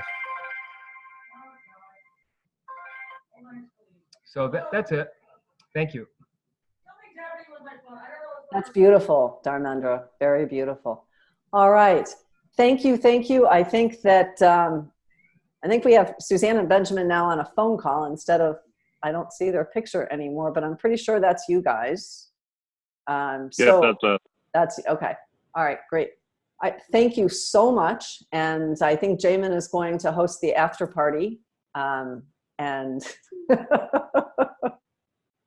and again, thank you for hanging in there, and we will see you next week. All right, bye. Thanks, everybody. And here begins the after party. I'm going to ask everyone to stand up. We're going to dance a little Macarena. Dale a tu cuerpo alegría, Macarena, que tu cuerpo es para darle alegría, cosa buena. Dale a tu cuerpo alegría, Macarena. Hey, Macarena. Dale a tu cuerpo alegría, Macarena, que tu cuerpo es para darle alegría, cosa buena. Dale a tu cuerpo alegría, Macarena. Hey, Macarena. All right. Thank you, everybody. So welcome to the after party. And there will be no big process here, other than if there is a queue and you want to talk, just put your name in the chat window or raise your hand somehow. I've got some stuff to share, but I first want to create some space for anyone who has some quick sharing that they'd like to do, especially if you need to get going soon. I just want to create space for folks to share. Jump in.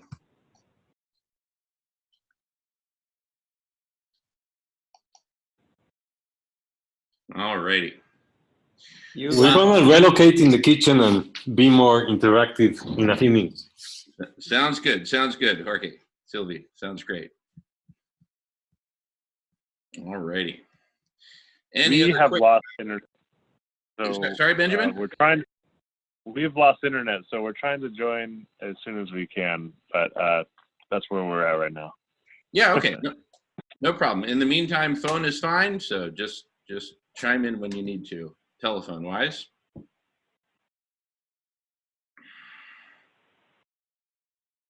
All righty. Any other comments before we start the after party in earnest?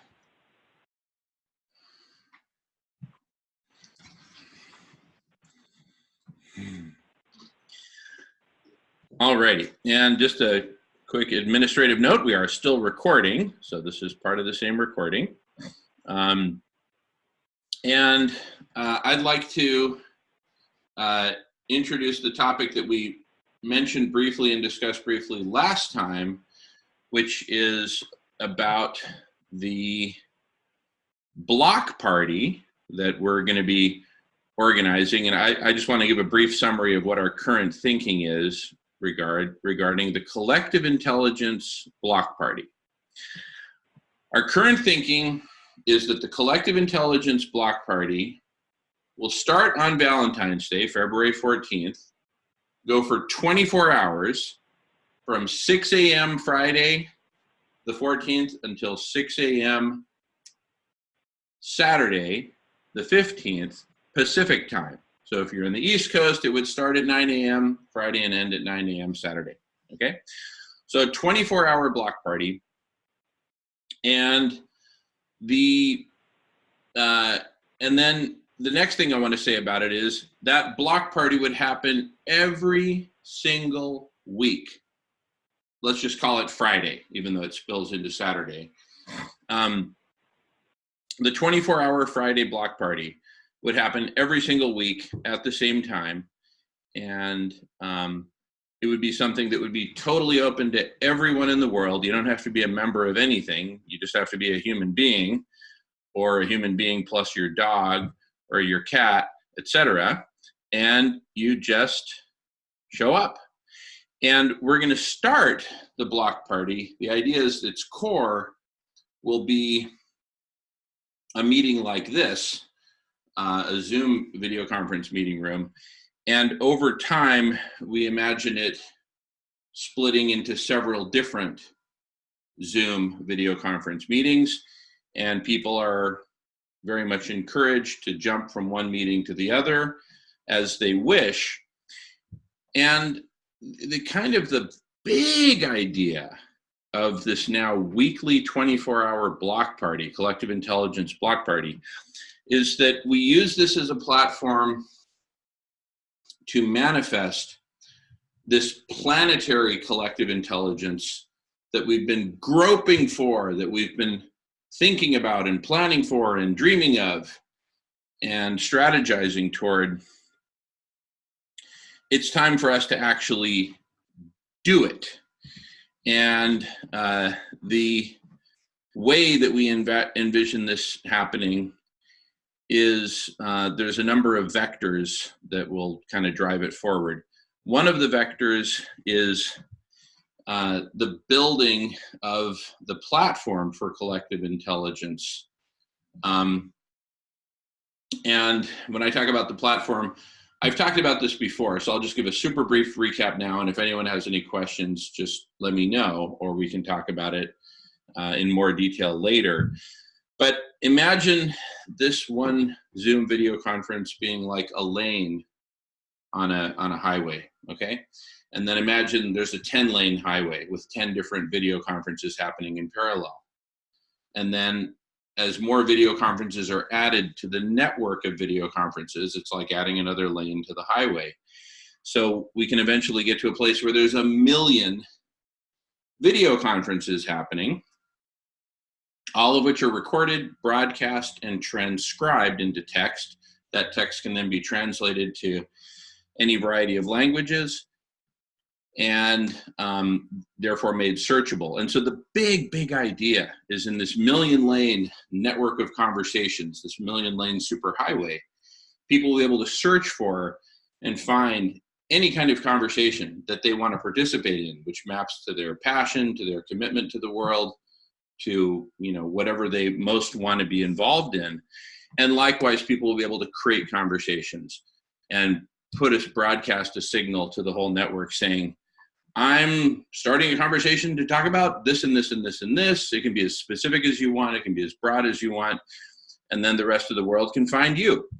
And so the big vision is in this 1 million lane superhighway, people are able to change lanes as much as they want, find their little micro niche, create their little micro niche, and that in total, the millions of participants in this 1 million lane superhighway constitute a massive planetary collective intelligence that can swarm around any particular issue, any particular problem, any particular opportunity, and apply collective intelligence to it, not just in one meeting room, but in dozens, hundreds, whatever it takes to really swarm around the issue that they want to work on and its myriad facets. So that's kind of the big idea. And the idea of the weekly block party is to give it a place, give it a time where this can grow. We're kind of creating a flower garden here, right, in which to plant the seeds of this planetary collective intelligence. So with that, I'm going to pause for a moment to see if anyone has any comments or questions or anything like that. And if we're silent for a little bit, that's okay too. Silence is a good thing. It helps create some space. I'll take some deep breaths in the meantime as I sit back and listen.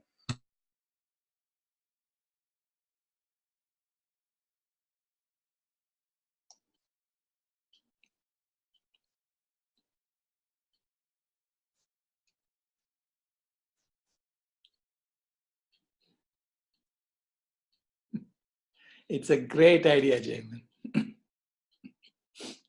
Having a 24-hour block party like that. It's a great idea. Anyone can join from anywhere in the world. Exactly. And let's say 100 people show up and each of us is just a tiny little square on the screen.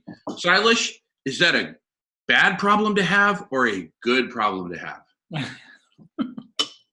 It's a great problem to have.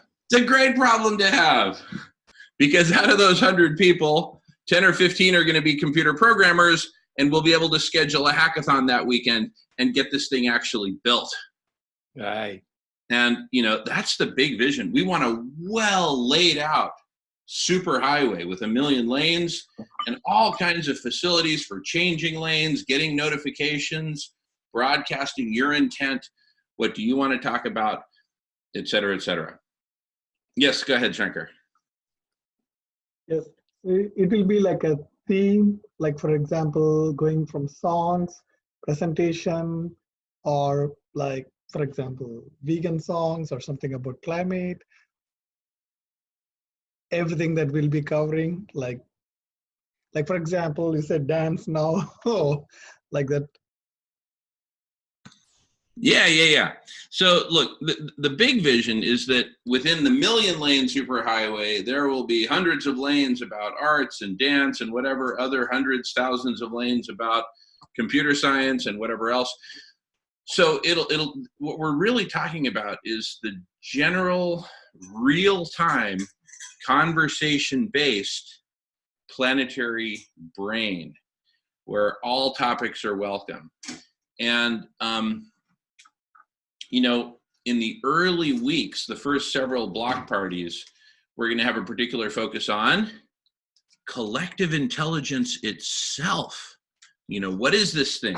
And part of our inspiration for the block party is, you know, since we work on collective intelligence and we're developing a platform for it and all this stuff, we, you know, became aware that there's just myriad groups out there all around the world working on collective intelligence.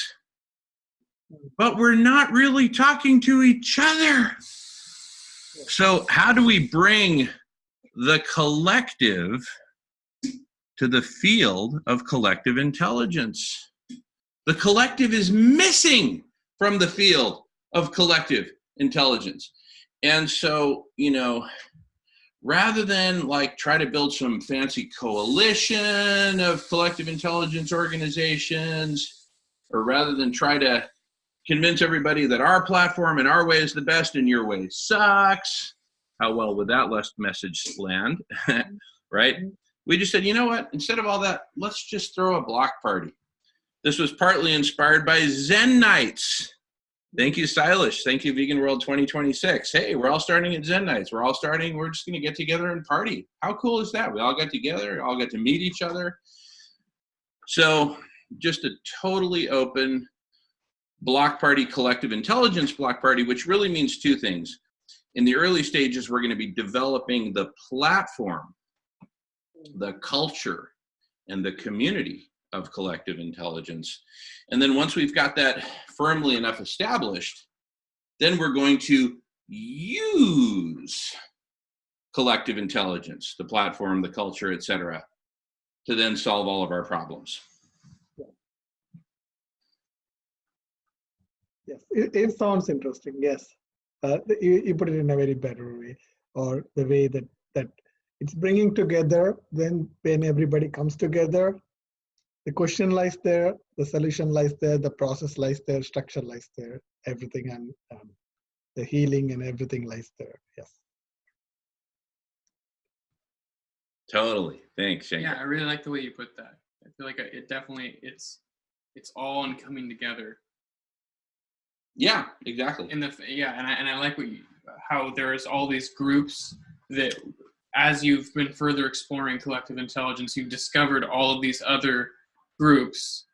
But it's like we're all talking about coming together in our own isolated groups.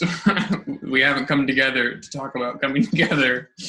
Yeah, you know, or we'll talk about coming together on a blog post, and it'll go out there, and then that's it. And then a bunch of people can read it, but we're still not coming together. So, and, you know, part of the 24-hour idea is, hey, there's got to be some point in that 24-hour window where you've got some time to pop in and say, hi, this is John from Rhode Island, and I've been working on collective intelligence the last couple of years, and here's what I'm working on. And wow, you know, great to meet you all. All right. And yeah. And you know, the thing is, we've got all these components. Each of the components is working great. Zoom, it works great. Google Docs works great. You know, Google Calendars, there's all these things that work great. Reddit, it works great. How do we get it all together into one integrated platform that's easy to use? And, you know, kind of the initial vision, and we're all about getting there organically. So part of our initial vision is just having like a big sort of wiki calendar, a big public calendar that anyone can contribute to and say, hey, during the block party, I'm going to have this 2-hour meeting over here about this, and here's the link to it. Great. right? We want this to be a totally distributed thing, right? This is literally the world's party. It's a party by the world, for saving life on Earth. Let's come together. If you want to create a meeting of whatever duration on whatever topic, please just do it, right? Now, a big part of it is the recording and broadcasting and transcribing, because that really helps lay the foundation for lane changing and discovering conversations on this million-lane superhighway. So, you know, this all needs to be built out. You know, again, yeah, go ahead, Silas. I was going to suggest, I had this idea, I was calling it the veggie gra party. Veggie gra. Veggie graph? Veggie gra, like Mardi Gras. Veggie gra, yeah, like Mardi Gras. Yeah. So people are having parties, right? So it's, it has to become a joyful transformation, fun transformation. Yes. And it's what do you call you have the procession or something? Yeah, the Mardi Gras. Procession of intelligence ideas.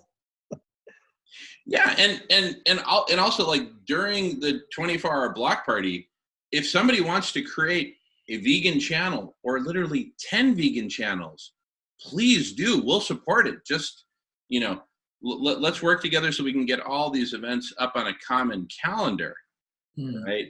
You know, the main theme is collective intelligence, is humanity coming together and figuring out, you know, we've got a bunch of cool ideas, we think, about how this can all happen, but so do a bunch of other people. So let's all get together and just mash up our coolest ideas and build towards some sort of consensus. And it doesn't have to be like an absolute consensus. You know, if 70% of us say, oh, that's cool, let's go do that, then those 70% can get together and go do that. And if the other 30% have some plan B that they want to pursue, great, let them go do that. Let the plurality flourish, right?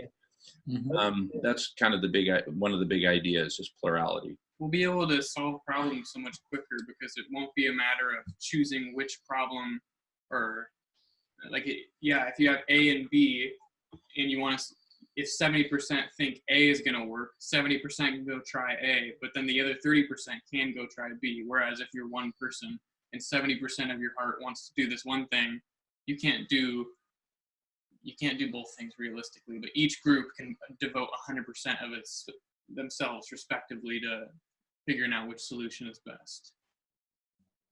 Yeah. I said plurality. Yeah. Exactly.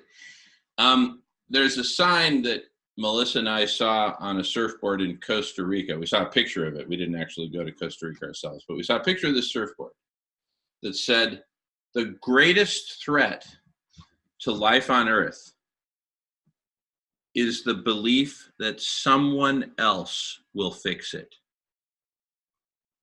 right? And, you know, we've been doing some work on story and what's your story about what's going on in the world and all that. And one whole category of story is the story that someone else will fix it. So let's take a look at Extinction Rebellion. They're out there gluing themselves to subways and doing all this radical stuff. If you boil it down, their fundamental belief is that the government must fix it, right? Yeah. Now, they believe that they can force the hand of government to fix it. Governments, we got your number. We got our eyes on you. We're going to force you to do it. But in the end, it's the government who has to do the fixing in the Extinction Rebellion worldview. That's like the rebellion from Star Wars trying to convince the Empire to just not blow up planets. Yeah, it's not really. I don't think it's as rebellious as it sounds. Yeah. Anyway, so you know the core philosophy here is that everyone who doesn't have that belief that someone else will fix it, but rather that we, including Silas, who's rocking his head up and down, and you, Shankar, and Jorge and Sylvie, we we. Owning the problem. Yeah. Owning the problem, taking responsibility. And can you just imagine when even 1% of humanity is taking that responsible viewpoint and saying, yes, yes, let's do it. Yes, I'm in on the collective intelligence. That'll be 76 million people. That's 1%. Mm-hmm. Our numbers have reached such astronomical proportions. We've so overpopulated the planet that 1% of us is still 76 million, right? Which is enough people to fill the top 1,000 biggest stadiums in the world. That's a lot of people. So even with 1% of us holding firmly to the belief that it's up to us, we can then orchestrate the other 99%. We can come up with solutions that'll be like cascading dominoes. Among the solutions we'll come up with is, how do we make this collective intelligence thing just more fun and easy so that any 6-year-old can just stumble into it and be totally safe. It's totally audited. It's totally secure. You can be yourself. And we've so transformed our culture and everything else that if anyone even like utters profanity, they're just taken out. Right? They're just gone and put in some holding tank somewhere where they can be, re-educated Cambodian style, right? Or whatever it takes, or maybe a slightly more compassionate way than Khmer Rouge Cambodian style, but something, right? That's where we need to get to. But you see, once we have the first even 10,000 people working on this passionately, we'll figure out a way to make it friendly for 100,000. And then once we have 100,000 people with creativity and all kinds of diverse backgrounds working on this, and how do we make this even better, then we'll make it safe for 1 million, and then for 10 million. But this actually gets us to an interesting and important point. With all the fears about the NSA and the Russian hackers and Facebook and Cambridge Analytica and Donald Trump, and there are a lot of people who are just afraid to be a part of anything that's public and to express themselves. So we get more and more of this isolation, right? So the first people who jump into this, who are frankly people like us, are going to be really the pioneers of collective intelligence for the whole planet. So pioneers needed, pioneers welcome. How it can be habitual. Yeah. Habitual means like, I would say yes, definitely there is a little bit of practice and learning for everything. It is so much self-driven, intuitive. It at the time it is safe or to the purpose.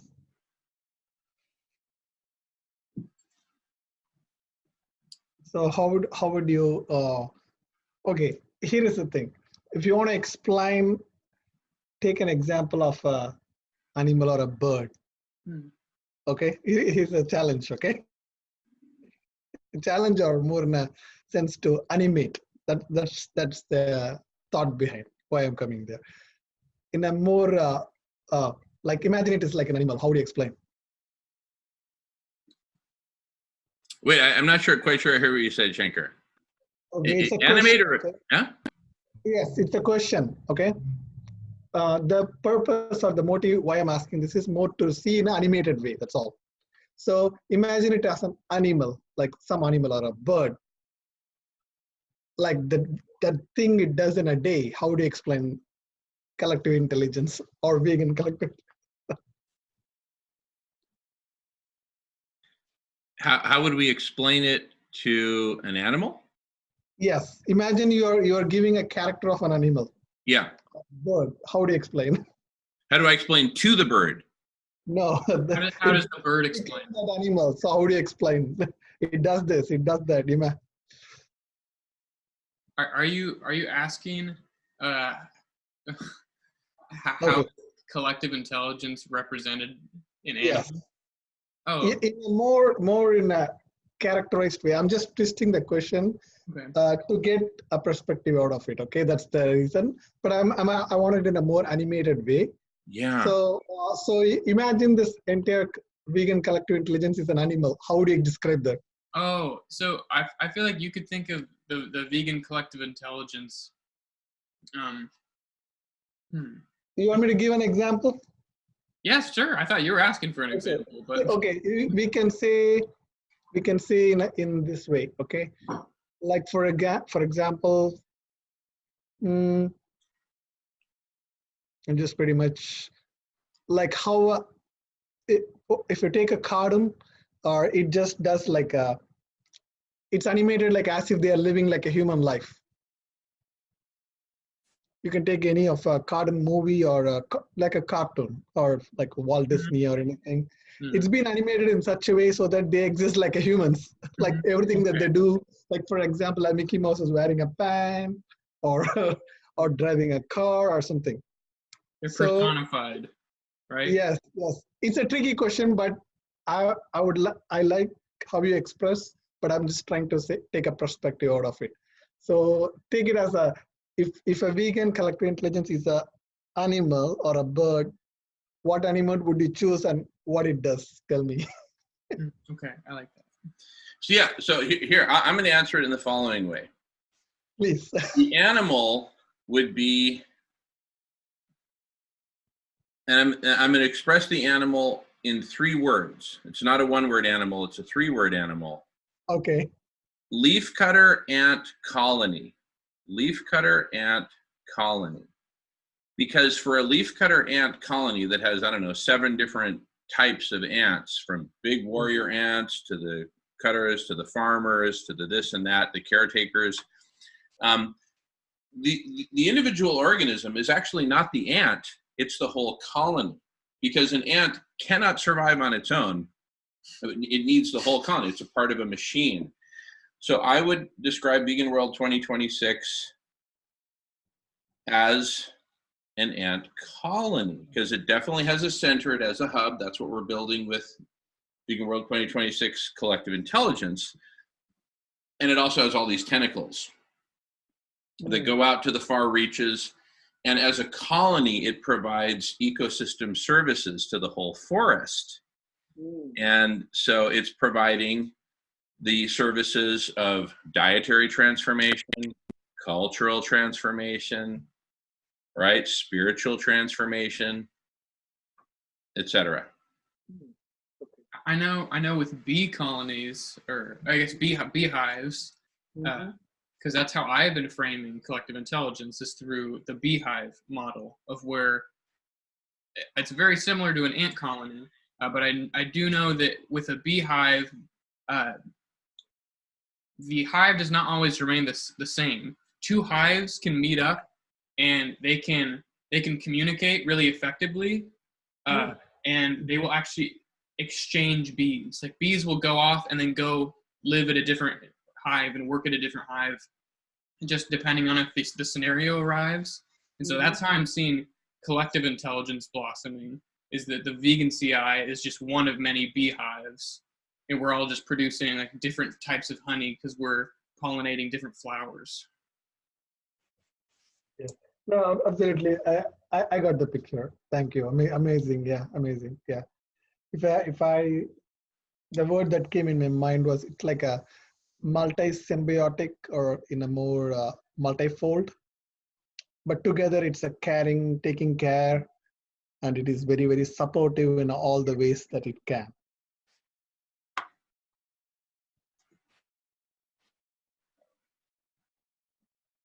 Amazing. Yeah. Because now it's everything is a representative, everything is a unit within, and it extends beyond form and size and shape and everything. Yeah. Or spans beyond.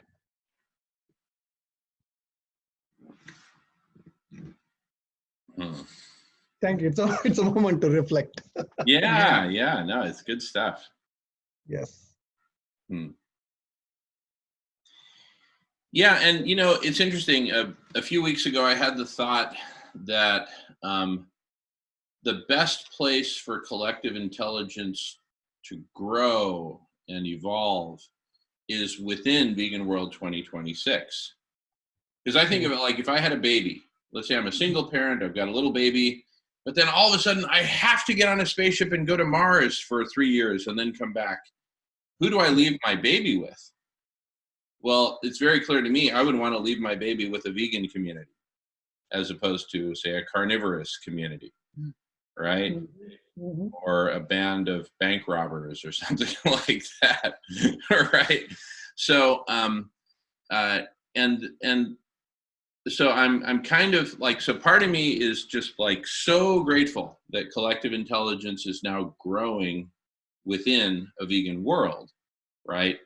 And then, you know, and then I was just kind of settling into that idea, but then I'm like, wait a second, the world needs to figure out how to talk to each other and form this planetary collective intelligence, because once it does that, vegan or not, the best ideas will be able to bubble up, right?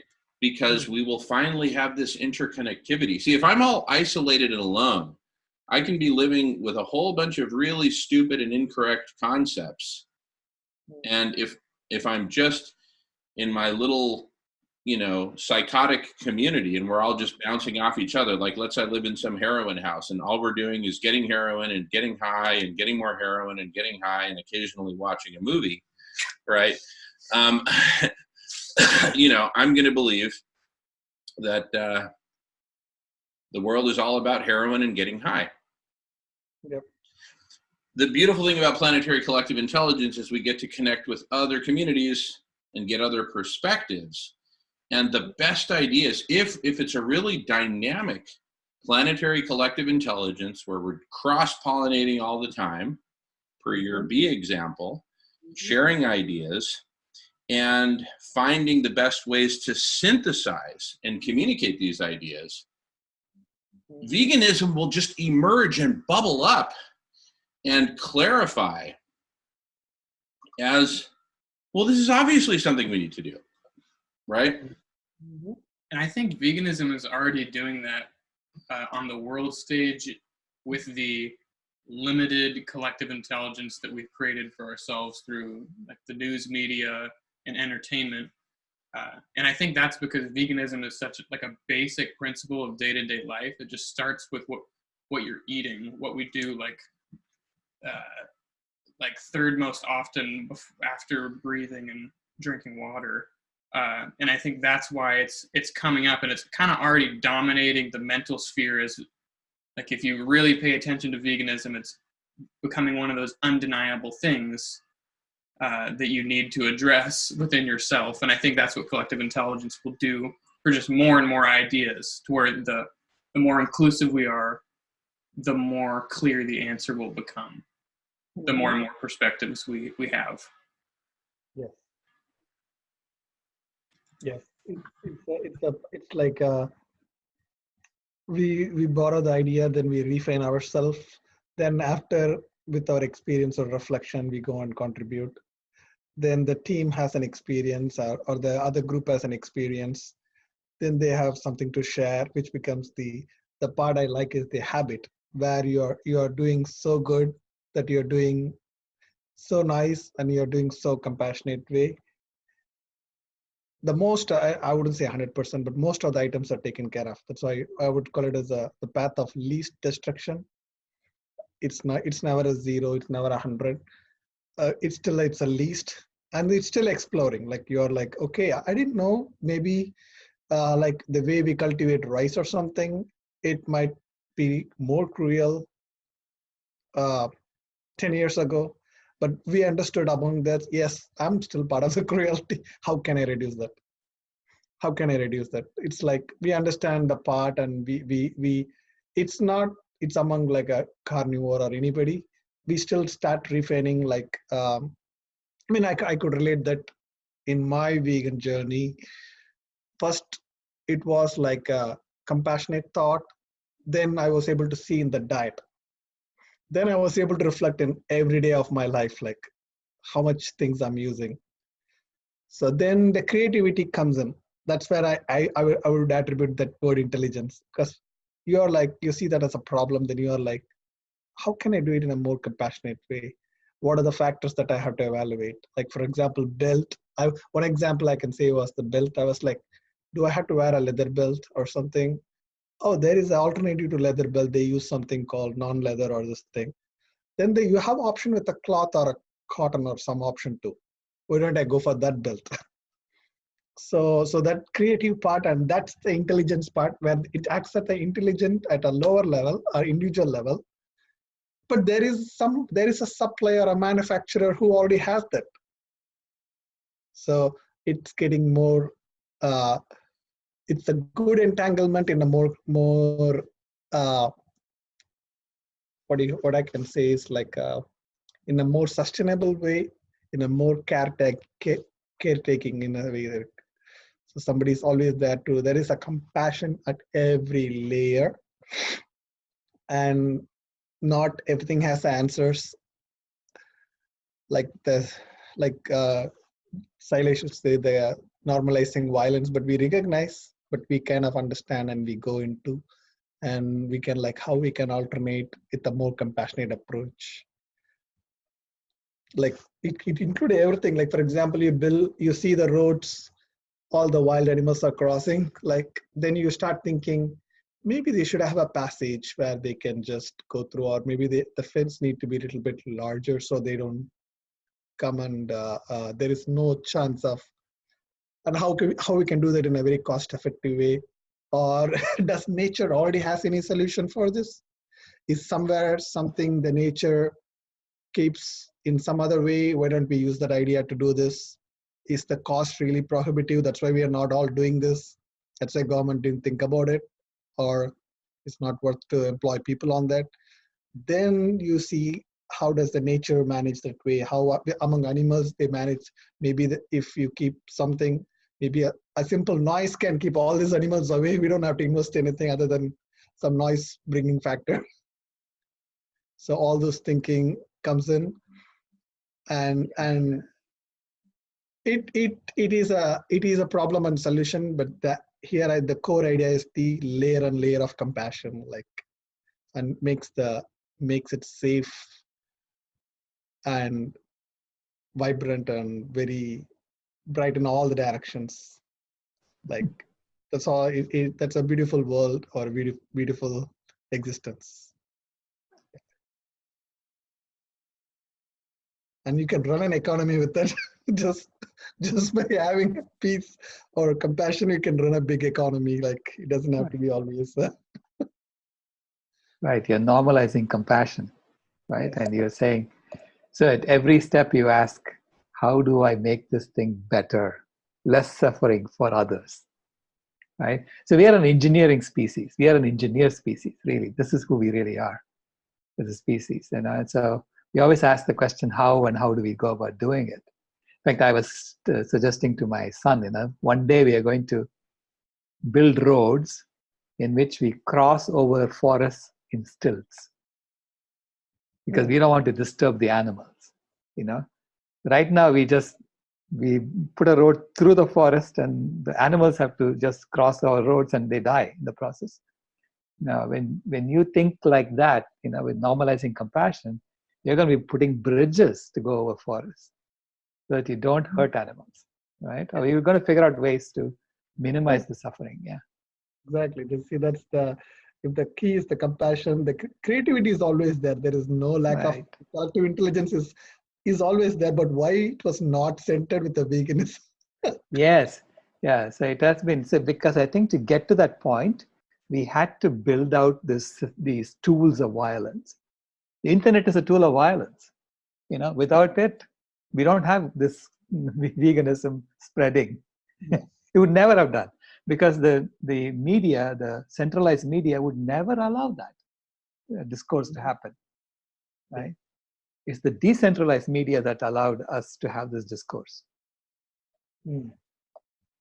beautiful thing about the world around us is that when we stop to listen to it and communicate with it, it will communicate back to us.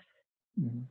If we create safe space for other life forms, plant, animal, insect, they know that. So we put out water and food for the animals who are starving right now, right? And create safe habitat for them because we've taken so much away. And last night I had that experience. Jamin and I feed a lot of wildlife on Whidbey Island, and the raccoons come up and we feed them, even though they all say, don't feed the raccoons, but they're also struggling. And we hadn't seen them for a while. And last night the mama turns up at our door and she's like banging on the back door going, food, food. So I went and I put food out for them, and the babies were literally jumping for joy. Like they were doing flips and they were laughing, and then they all came up and they had dinner. And you know, I think like telling these stories are really important so that we can share that connection with other people and inspire other human creatures to take care of the life around us. That it's our job now to do that. Yeah, so I just wanted to share that with you guys. I think the other thing also is that the way of the future is that it's going to start, and it already is, moving away from these centralized power structures where there's this incredibly unbalanced amount of power in one place that rules all these other places that have really no choice in the way they control all the resources and the media and everything else. And so the thought that comes up in my mind when we talk about the big picture is how do we skillfully ride that wave, because it's coming anyway. And we're kind of like the harbingers at the crest of the beginning of this decentralization, where we can start to, like all over the place locally, start these new projects. Everything that's in Vegan World 2026 Climate Healers it's already there. There's a map there. And I know, Silas, you're already out there talking to people about it, but it's like, and so how do we start to, think about, get our minds around that it's coming anyway. So how do we find where it's moving and start going with it too, because nature's going that way anyway. The mother energy is very different than the energy we're moving out of the suffering sun and the centralized, machine that creates all the suffering. And compassion is like the biggest energy in all of that. Because when you think of mother, you think of compassion. I mean, what else do you think of? Because that's what brings everything here and keeps everything nourished. So it just seems to me we just have to find where it's opening and start to go ride that wave with it and find ways to play with it and open it up and coax it even more. Yeah. The goal behind the Climate Healers groups idea is, Climate Healers groups are all over the world, right? We're trying to create them all over the world. The idea is that then they would become the implementation arms for all the task forces. Eventually, the task forces will say, here is the recommendation for how we do this. And people all over the world are trying it out. And then then they say, oh, here's a better idea. Here's a better idea locally. This is what we should be doing here locally, and so on. So it just spreads out and it just morphs into the world. Yeah. That's the goal, but we'll see how it works out. Yeah. More of that. That. Right. In terms of spreading this, an idea occurred to me. I first want to just screen share a couple of images that shows kind of the background of where this came from. So one of the things we work on at Radish is this new standard for a compassionate economy, right? Certified compassionate companies that donate 100% of profits to eradicating hunger. And how would that happen? Well, I love doing things efficiently, at scale, and without single-use packaging. So we created the Community Cafe and pioneered it in Southern California, in the poor community of Rosamond, California. We just fed the entire community for free. And everyone loved it. People in Spanish were saying, es un milagro, it's a miracle, right? When are you going to do this again? So, and this is part of a bigger initiative called the Hungerless Games, where we get a virtuous cycle going and create a global movement. And do CCC companies exist? Here's the first one, Sato Hemp, a Japanese hemp fashion house. But back to the community cafe, what if we did kind of like little sort of pop-up events where we have some big vegan stew that has like all your nutritional requirements, protein, calcium, all these vitamins, vegetables, yada, yada, yada, right? And we simply were serving up stew to passersby, right? And just said, here, try a vegan stew. It's delicious. Did you know you can meet all your nutritional requirements with veganism? Did you know that animal agriculture is the #1 driver of climate change? And, you know, just go to downtown San Francisco, serve everybody stew. Downtown San Jose, everybody stew. Downtown Los Angeles, stew, stew, stew. And it just seems like a really cool, because otherwise people are like, vegan, you know, but if we give them a vegan stew with like potatoes and peas and just all kinds of good stuff, oh my goodness, it can be so delicious. And I think it'd be a newsworthy item, right? It would create conversation. And what better place to create conversation than when you're eating with people, right? So anyway, just a thought I wanted to put out there. I'd be totally game. And Amira says, happening live right in Phoenix now, direct action everywhere. The dairy industry is holding a summit in Phoenix. Oh my goodness. After a year of record losses, called The Power of Dairy. Interesting. Thanks, Amira. No, that's a great idea, Jamin, about this too. You can have like a community pot and people can come and drop their vegetables and their beans and whatever. Dude, totally. That's the whole idea of stone soup. That's how stone soup. Yeah, good idea. Stone soup. Let's all drop Stone our soup indeed. But it should be a vegan stone soup, yeah? Yeah. Definitely. And that will be nutritiously, you know, I mean, it will be very nutritious, you know, when you do something like that. Yeah, it reminds me of the universal meal too. Right. That's right. I mean, you can say it should be all universal meal compliant. Bring only ingredients that are UMO compliant, right? So that no one has any allergies to these things. Yeah. Actually, one more thing came in my mind. Actually, in the temple, we were trying to do this, okay? There was a couple of people who did this more like a climate initiative from compost to changing the styrofoam. One of the idea we thought, but we didn't implement. What we did was to keep a board like a puzzle. So the kids have to actually go and play and say what combination of them brings the carbon to low. And you give a bunch of options and, you know, meat lies more. So the vegetables and the grains lies less. Right. So, and then you still, it's a problem solving. Like they're like, you have to come up with a nutrition. At the same time, there are some things that is causing you more. Like you are bankrupt in no time if you pick that one in that game. So the kids have to combine, and if they combine, probably they get a reward. Probably a bar or something like that, or some item. But some who is interested might come to know, I see how the equation works.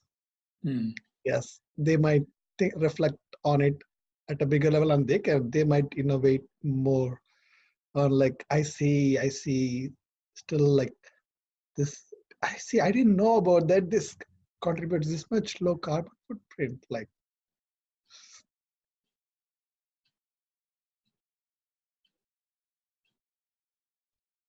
can you imagine like a board game too? A type of like a board game or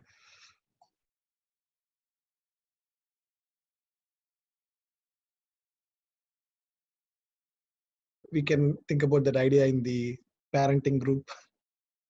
Somebody has a board games idea. Can you just come up with a board game where the combination brings low carbon footprint.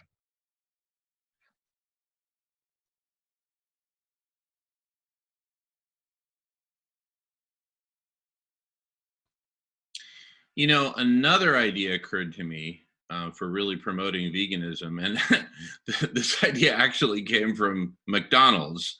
Back in my business strategy days, I studied McDonald's, and I learned about they in certain parts of the country, their franchises were very successful. In other parts, they were kind of struggling. And notably in the early days in Los Angeles, of all places, the McDonald's weren't doing that well. Well, they came up with a policy where they said, all right, every franchise owner in the Los Angeles area contribute, I don't know, maybe it was like 1% of revenue to an advertising campaign. So with that, they pooled together a bunch of money, did some big television advertising, radio advertising, and it paid off. It was quite successful. So here's what I'm thinking. What if we create a program where the different vegan food suppliers, vegan food providers, pool resources, and we create a freaking awesome vegan television ad that just blows people away. And they're just like, whoa, I had no idea, right? And anyway, just another thought. And somehow combining that with the vegan stew and some sort of a vegan diet thing that can just really simplify it for people, maybe like an app on their phone or something like that, so that you log in everything that you're eating and it'll let you know, hey, careful, because you're not getting enough B vitamins in that mix, or careful, are you getting enough calcium? Careful, you know, and then people will share about their use of that app, and oh my goodness, it's helped me out so much. Anyway, I actually have an app like that on my phone. There's a vegan, or there's a doctor who advocates for plant-based nutrition, and he has an application where it's just a to-do list that every day you just go through and you click. So like if you had legumes, you just click it, and then he has like, it's pretty simple. I mean, there's a lot of different foods we can be eating. So yeah. I mean, part of this is also in a way like an agricultural revolution. Is finding ways to get people the foods that they need.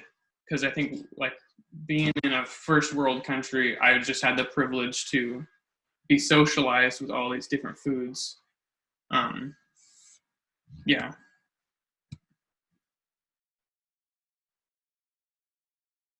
You know, we got a comment from Silas. Dr. Greger's Daily Dozen. Is that what he's asking? Yeah. I'm okay. talking about that app. Mm-hmm. And he has some mix to, lately he has a product or something which has like all the combinations.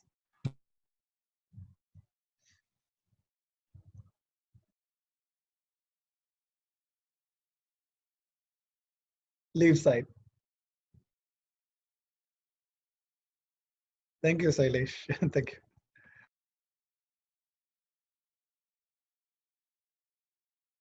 So I would just like to take this time, since we're on the topic of the compassionate companies, because I recently had an idea that I thought was awesome for some sort of compassionate food-based company, which is pretty simple, but I have next to no business acumen, but it's all based around bananas, seeing as bananas are like the cheapest produce probably in the world. These are like ridiculously cheap. You can get like 3 or 4 for $1 around here. And what I've found through the vegan community is that when you freeze bananas and then you blend them, using what I've been using now is a machine that the Dole Corp created and has been selling, but it isn't popular. It's this machine where you take frozen bananas and you push it in, and then soft serve frozen banana comes out. And it is like amazing. it's like the go-to for guilt-free vegan ice cream. And so what I was thinking is you take these frozen bananas and then you just buy a bunch of bananas, you freeze them, you sell it for like ice cream. It could be below what normal ice cream costs, but you'd still be making money because of how cheap bananas are. And then just turning into this thing where you go and you get your cup of, it'd be like a coffee shop or something like that, and you get your cup of banana ice cream, you pound through it because it's super light and it's just bananas. That's the name of it. It's just bananas. That was my thought. Because it would be just bananas. You only need a banana. But then you use that as an opportunity to like reach out to people and spread the word about veganism. Yeah, that was just my crazy bananas idea. That was Kimaya's favorite ice cream when she was growing up. It was banana ice cream. Yeah. It was half a banana with a stick in it that I froze. Wow. Yeah. Well, and the thing is, when you blend it, it totally transforms it, and it just like it tricks your brain, and it's just so good. We got to try it. Wow. Because when you taste the blended creaminess of it, that's the sales pitch right there. Wow. I've made it, and the neat thing about it is you can do so many things with it. You can have, add nuts, chocolate, anything you want. That's really, really good. Wow. See, I think there's incentive for people to purchase this. And here's all my thinking on this, is that if you call it just bananas, it's like a triple entendre, because in one sense, it's only bananas, just bananas. And then in another sense, it could be fair trade, organic bananas. So these are bananas that are for justice. They're just bananas. And it's also just bananas because it's just a crazy company that only sells bananas. Yeah, and then kind of the process of freezing them overnight and then waiting like 12 hours is a little bit, most people aren't likely to do that. You have to be really motivated to be thinking about yourself 12 hours in advance. I think most people aren't willing to do it, but I think people would be willing to stop by a little banana stand and then just pay like $3 for like a cup of banana, and then the margins are like insane, and then all of that goes to feeding banana farmers, or I don't know who needs to be fed, but I'm just trying to connect it back with bananas. No, it's a wonderful idea, actually. Thank you. I'm glad to hear that. Yes, because that's toss the bananas, because just because it goes slightly black, they just toss it.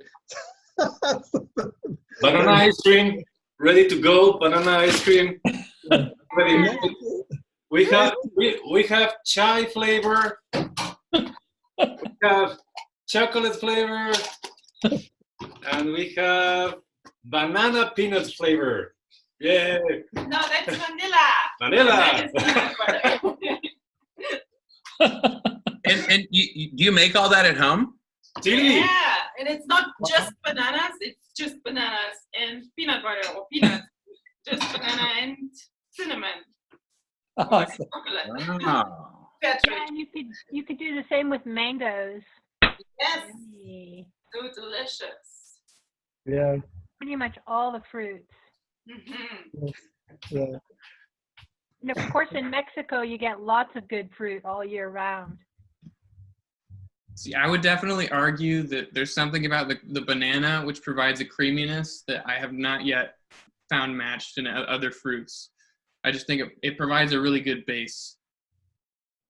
I remember once I still added flax seeds. So the flax seeds, when you beat them a little bit, they give you creamy, but it's omega-3. So I was a little bit fascinated by that. So I kind of combine both, but I can accept like just by banana itself, it makes wonders. And if you add a vanilla flavor or just the thing, you cannot even tell that like, yeah. And bananas goes waste. Like you can just, people just sometimes they toss it slightly, it goes. So you have a good reason to freeze, and you cannot, you can make a combo, like if you have a variety cone. And this is one thing I always ask, okay, if I see a vegan restaurant, like I have asked this to a lot of people, what I say is like, how you keep your customers busy all the time? Because if you're just a coffee, they're just gonna come for the coffee time. If you're just a brunch, they're just gonna come for brunch time. But still, there are people who gonna hang around. How are you gonna keep them occupied? So you need to give a dessert. So you need to give a smoothie. You need to offer a lunch meal or this thing. So then I always have a reason to come there. If I come to your shop, ice cream, I'm fine. I can eat in the middle of the day, anytime. Maybe I can come in later part of the evening. If I'm morning, probably I'm going to rush for the coffee.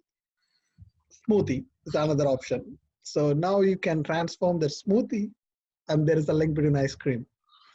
So, and they said, a lot of people told that the mission is what, this thing, the mission, something.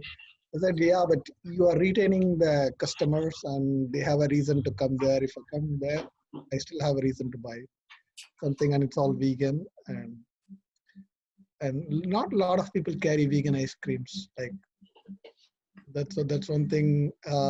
They carry desserts, everything. There are some places dedicated vegan ice cream place that I've seen. But if the vegan ice cream goes part of the menu, that will be awesome. Like,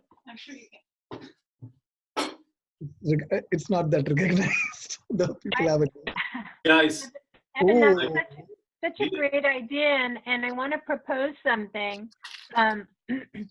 Is I run summer art camps, and I think with kids, I think what could be cool is to do like a block on fruits, and we could call it Going Bananas, and we could freeze bananas and actually have the kids make their own ice cream, and we could do a whole like drawing bananas, doing animated cartoons on banana, on fruit and veg and stuff, so that we're planting the seeds in the kids about vegan food and making it fun. So they draw it, they animate it, they give characterizations to the fruits, and then they get to make, as a treat, maybe on the last day, banana ice cream. I think that could be super fun. Yeah, I think so too. I think what's really cool about that is, yeah, you're kind of planting the seed that veganism is a good thing, and it's fun, and it's beautiful, and it tastes good too. Because that's what I like about the like banana dessert, is that you don't need to add sugar. It's not a processed thing. You can see that it's natural, and the kids can experience the naturalness of it. Like Kamaya just loves the plain frozen banana. You don't even need to blend it. You can just freeze it and stick it on a stick. This tastes like cream banana, but it's whole. It's called purple banana. And this is something that we talked in the Vegan Permaculture Collective Learning Day, that there's so many varieties that we don't know because they're not part of the eternal summer world around in the supermarket kind of thing. But just bananas, there's hundreds of varieties. And we don't know them. Like, you really need to go and find them. This is just one that is sold in Mexico, purple banana. You should try this, Evan. Like this, if you like creaminess, oof, it's amazing. And for example, this also, usually people fry it. It's called a plantain, right? Oh, yeah. But if you let it go completely black, it is edible without frying it or cooking it. It is super good. And Sylvie also makes a crust for pizza when it's really green, so it resembles flour for pizza, and it's only a fruit. Yeah, they sell also in some countries. They sell in the Asian markets plantain flour. This is called here Dominico, and is a very similar variety sold in Ecuador, but smaller, called the Orito or Goldie. And this is the regular one that is about to get extinct because it's a monoculture, and this is what everybody gets around the world, the Cavendish. So you can go on and on and on with bananas, with apples, with melons. Like, there's so much variety. Like, it's 400,000 edible plants in the world, and we're eating more than half of our calories and protein from only 3 plants. It's crazy.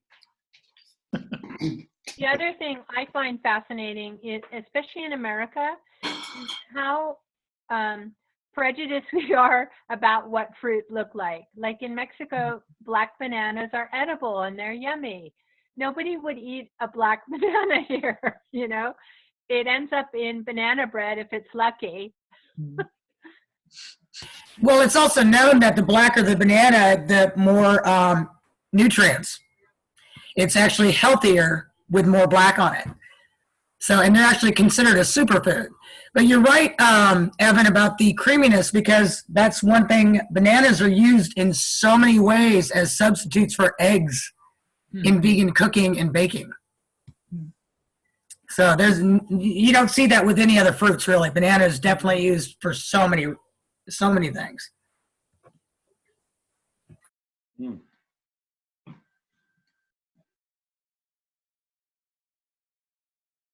That's awesome. This is like saying banana for banana. Oh, and I was telling Darby too before you said that, Melissa, so I get it first, going bananas. I'm just kidding. Yeah. But that's what came to mind. I thought of going bananas, and I see a really cute monkey jumping around playing, and, you know. Totally.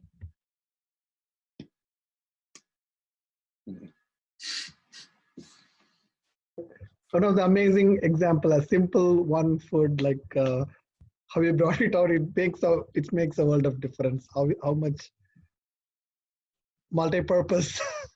Yeah. I see.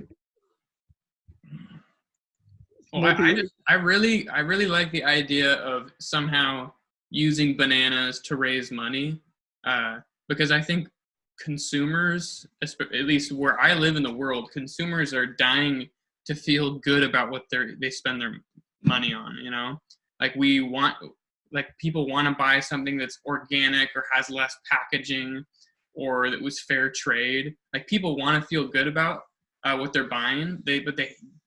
Part of that is they don't want to like hurt, you know? They want to spend so much money that it hurts. Like some people won't buy something organic just because it's so expensive. And I think, but we do like spend a lot of money on things for us, like delicacies. So we'll go to an ice cream shop and we'll pay like $6 for like something like tiny of ice cream, just to feel good internally, but then feel horrible like an hour and a half later, if you're one of the people in the 60% of the population that's lactose intolerant. Like human population, 60% doesn't have the enzyme to digest like most milk. It's like, and so what I love about this is like you feel good because it's delicious, you feel good because it's virtuous, and you feel good because it's also not super expensive, or it's at least up there with the ice cream from cows. But yeah, I really appreciate your guys' feedback, and it's good to know that there's other vegans out there enjoying the frozen banana. Well, there's another good point, another good selling point of it also, you know, the fact that it's super affordable, but many vegan athletes, some of the strongest people in the world, will eat about 20 bananas a day. Yeah. And there's a reason for it, because it gives them really good quality energy. They don't burn out, and they don't have the sugar lows. Gives a lot of energy. So it's a really good selling point for athletes and all kinds of people like that. More it's ripened, it has more glycemic index. Or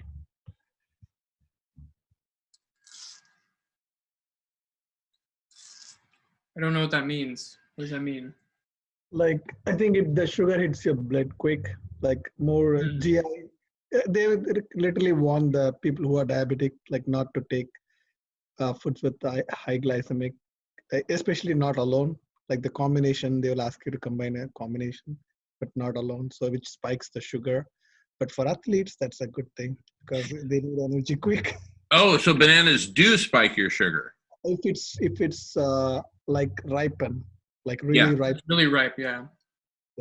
Actually, there is one dish in southern part of India I've tried. What they do is they take the plantain, they just slice it like this, so you get like a circular thing. Then they heat it in the water, the plantain turns into orange, kind of like a yellowish orange. Then you eat it, it's like sweet. This, So I think it's the starch in the banana over time and exposure to heat, and the chemical that this secretes, or yeah, it will turn the starch into sugar. That's why like a ripe banana is usually not, or like a green banana is usually not sweet. Tastes like you're eating like a soft potato or something. Just we can do something with the skin, probably, if it's more. I don't know. There is a utility, but nothing comes to my mind now. Like if I heard skin has good probiotics. Like if you eat internally, they would ask you to scrape and eat a little bit of the fibers or the threads in the skin more internally. And I tried to, when I ferment for soy yogurt or some kind of a non-dairy yogurt, I try to combine lots of probiotic sources. So one of the source I consider is to peel that skin or the more from inside, and I put it in the yogurt so that I get a good variety of culture. If you look on YouTube, they have a video on there that people are now using the skins to make vegan bacon. Oh, okay. Incredible. There's the other industry.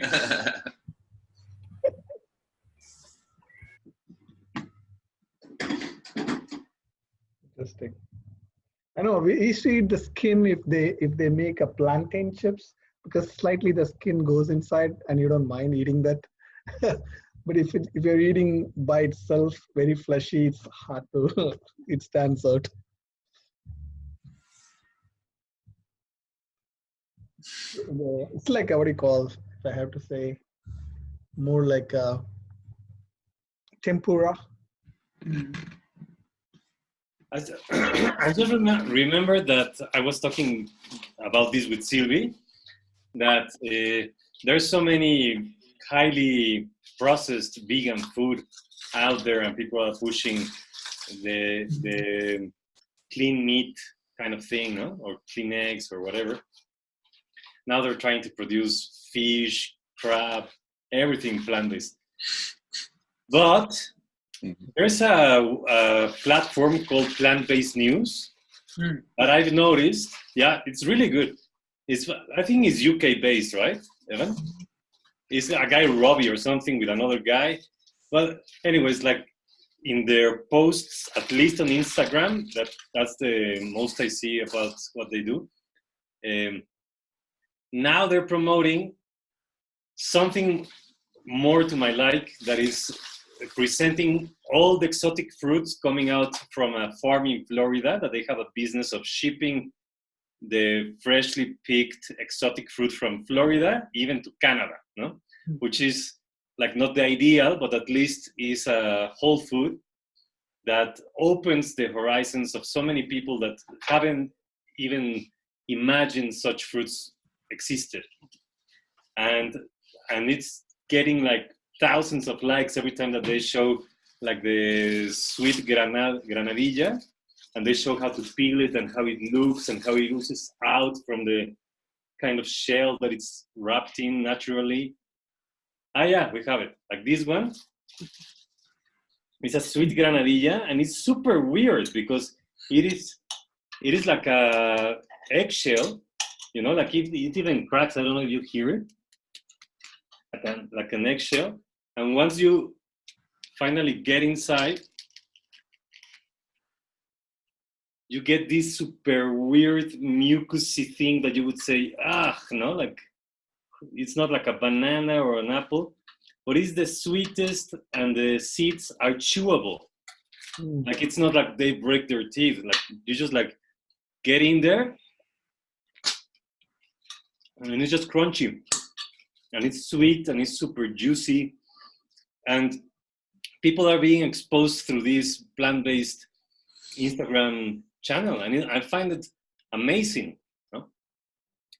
You guys are making me hungry. Come on over, Lisa. No bananas over here at the studio either. Shucks. But I'm going bananas. Watching you guys eating.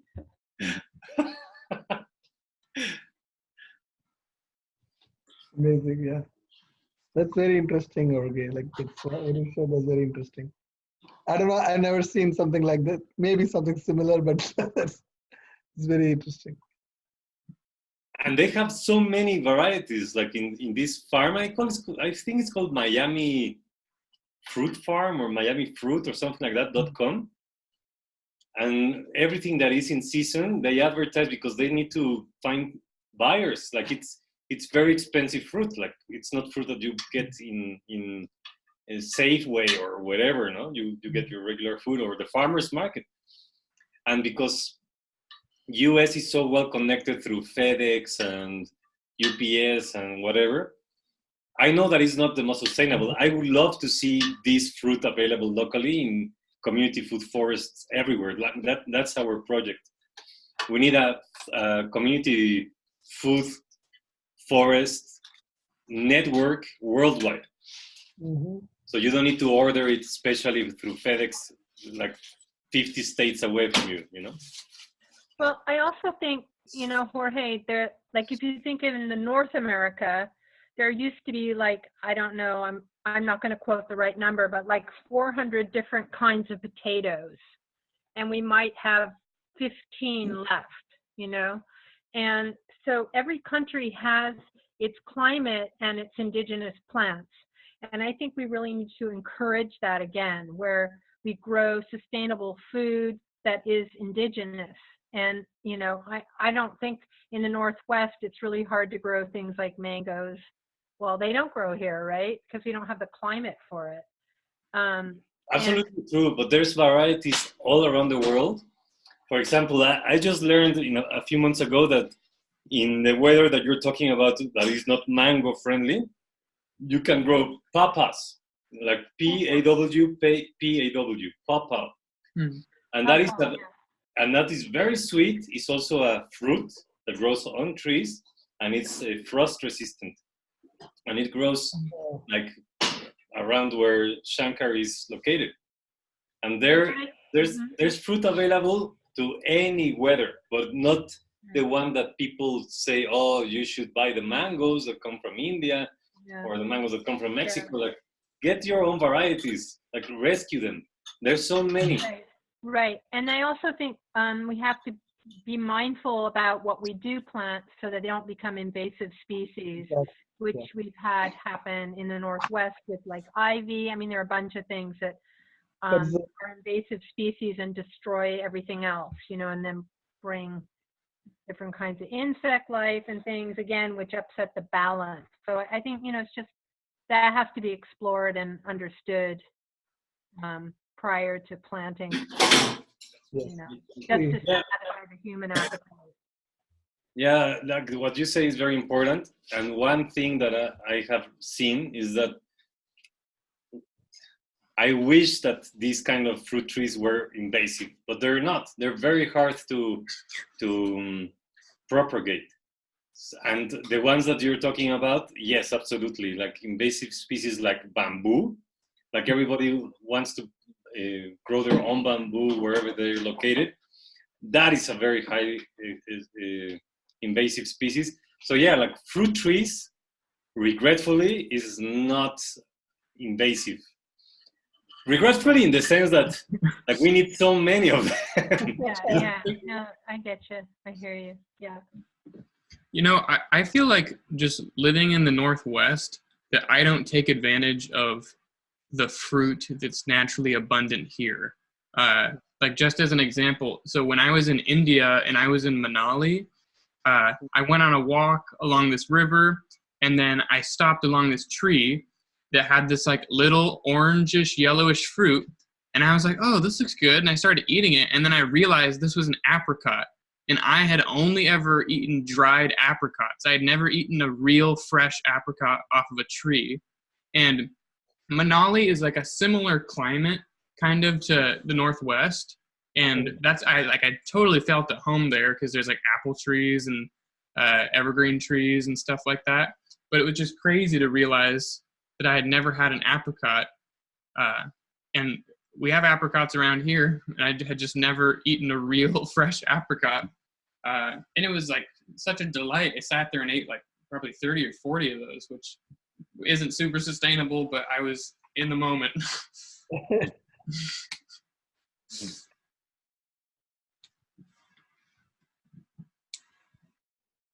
Yeah. I wanted to comment on what Jorge earlier said, that we should grow the food that is in our region, or that we should eat that as well. I would add to that that if you are a freak and you really like get high on collecting exotic seeds, then start an orchard that is maybe not, I mean, with fruit trees that are not local to the area. We actually volunteered or did an internship in an area in Ecuador, where an American couple had grown like 500 different species of exotic fruit. I mean, some of them were native to the area, but most of them were from all around the world. And it's also a way of conservation work, of species conservation, because at some point they might go extinct somewhere else, but then they may be at least preserved there. And I really like that project. I mean, we've eaten fruit there that we've never seen before, that we've never even like imagined. Yeah, we need to think about how the big companies around the world that want to patent all life on Earth are getting a monopoly on seeds. And we saw that firsthand, like these individuals, a handful of them around the world that are creating living seed banks, you know, like planting these exotic rare fruits around the world. At the beginning, they got a living from selling these seeds and sending them via FedEx and whatever was handy to anywhere around the world where people wanted to cultivate them. And now they have such a hard time.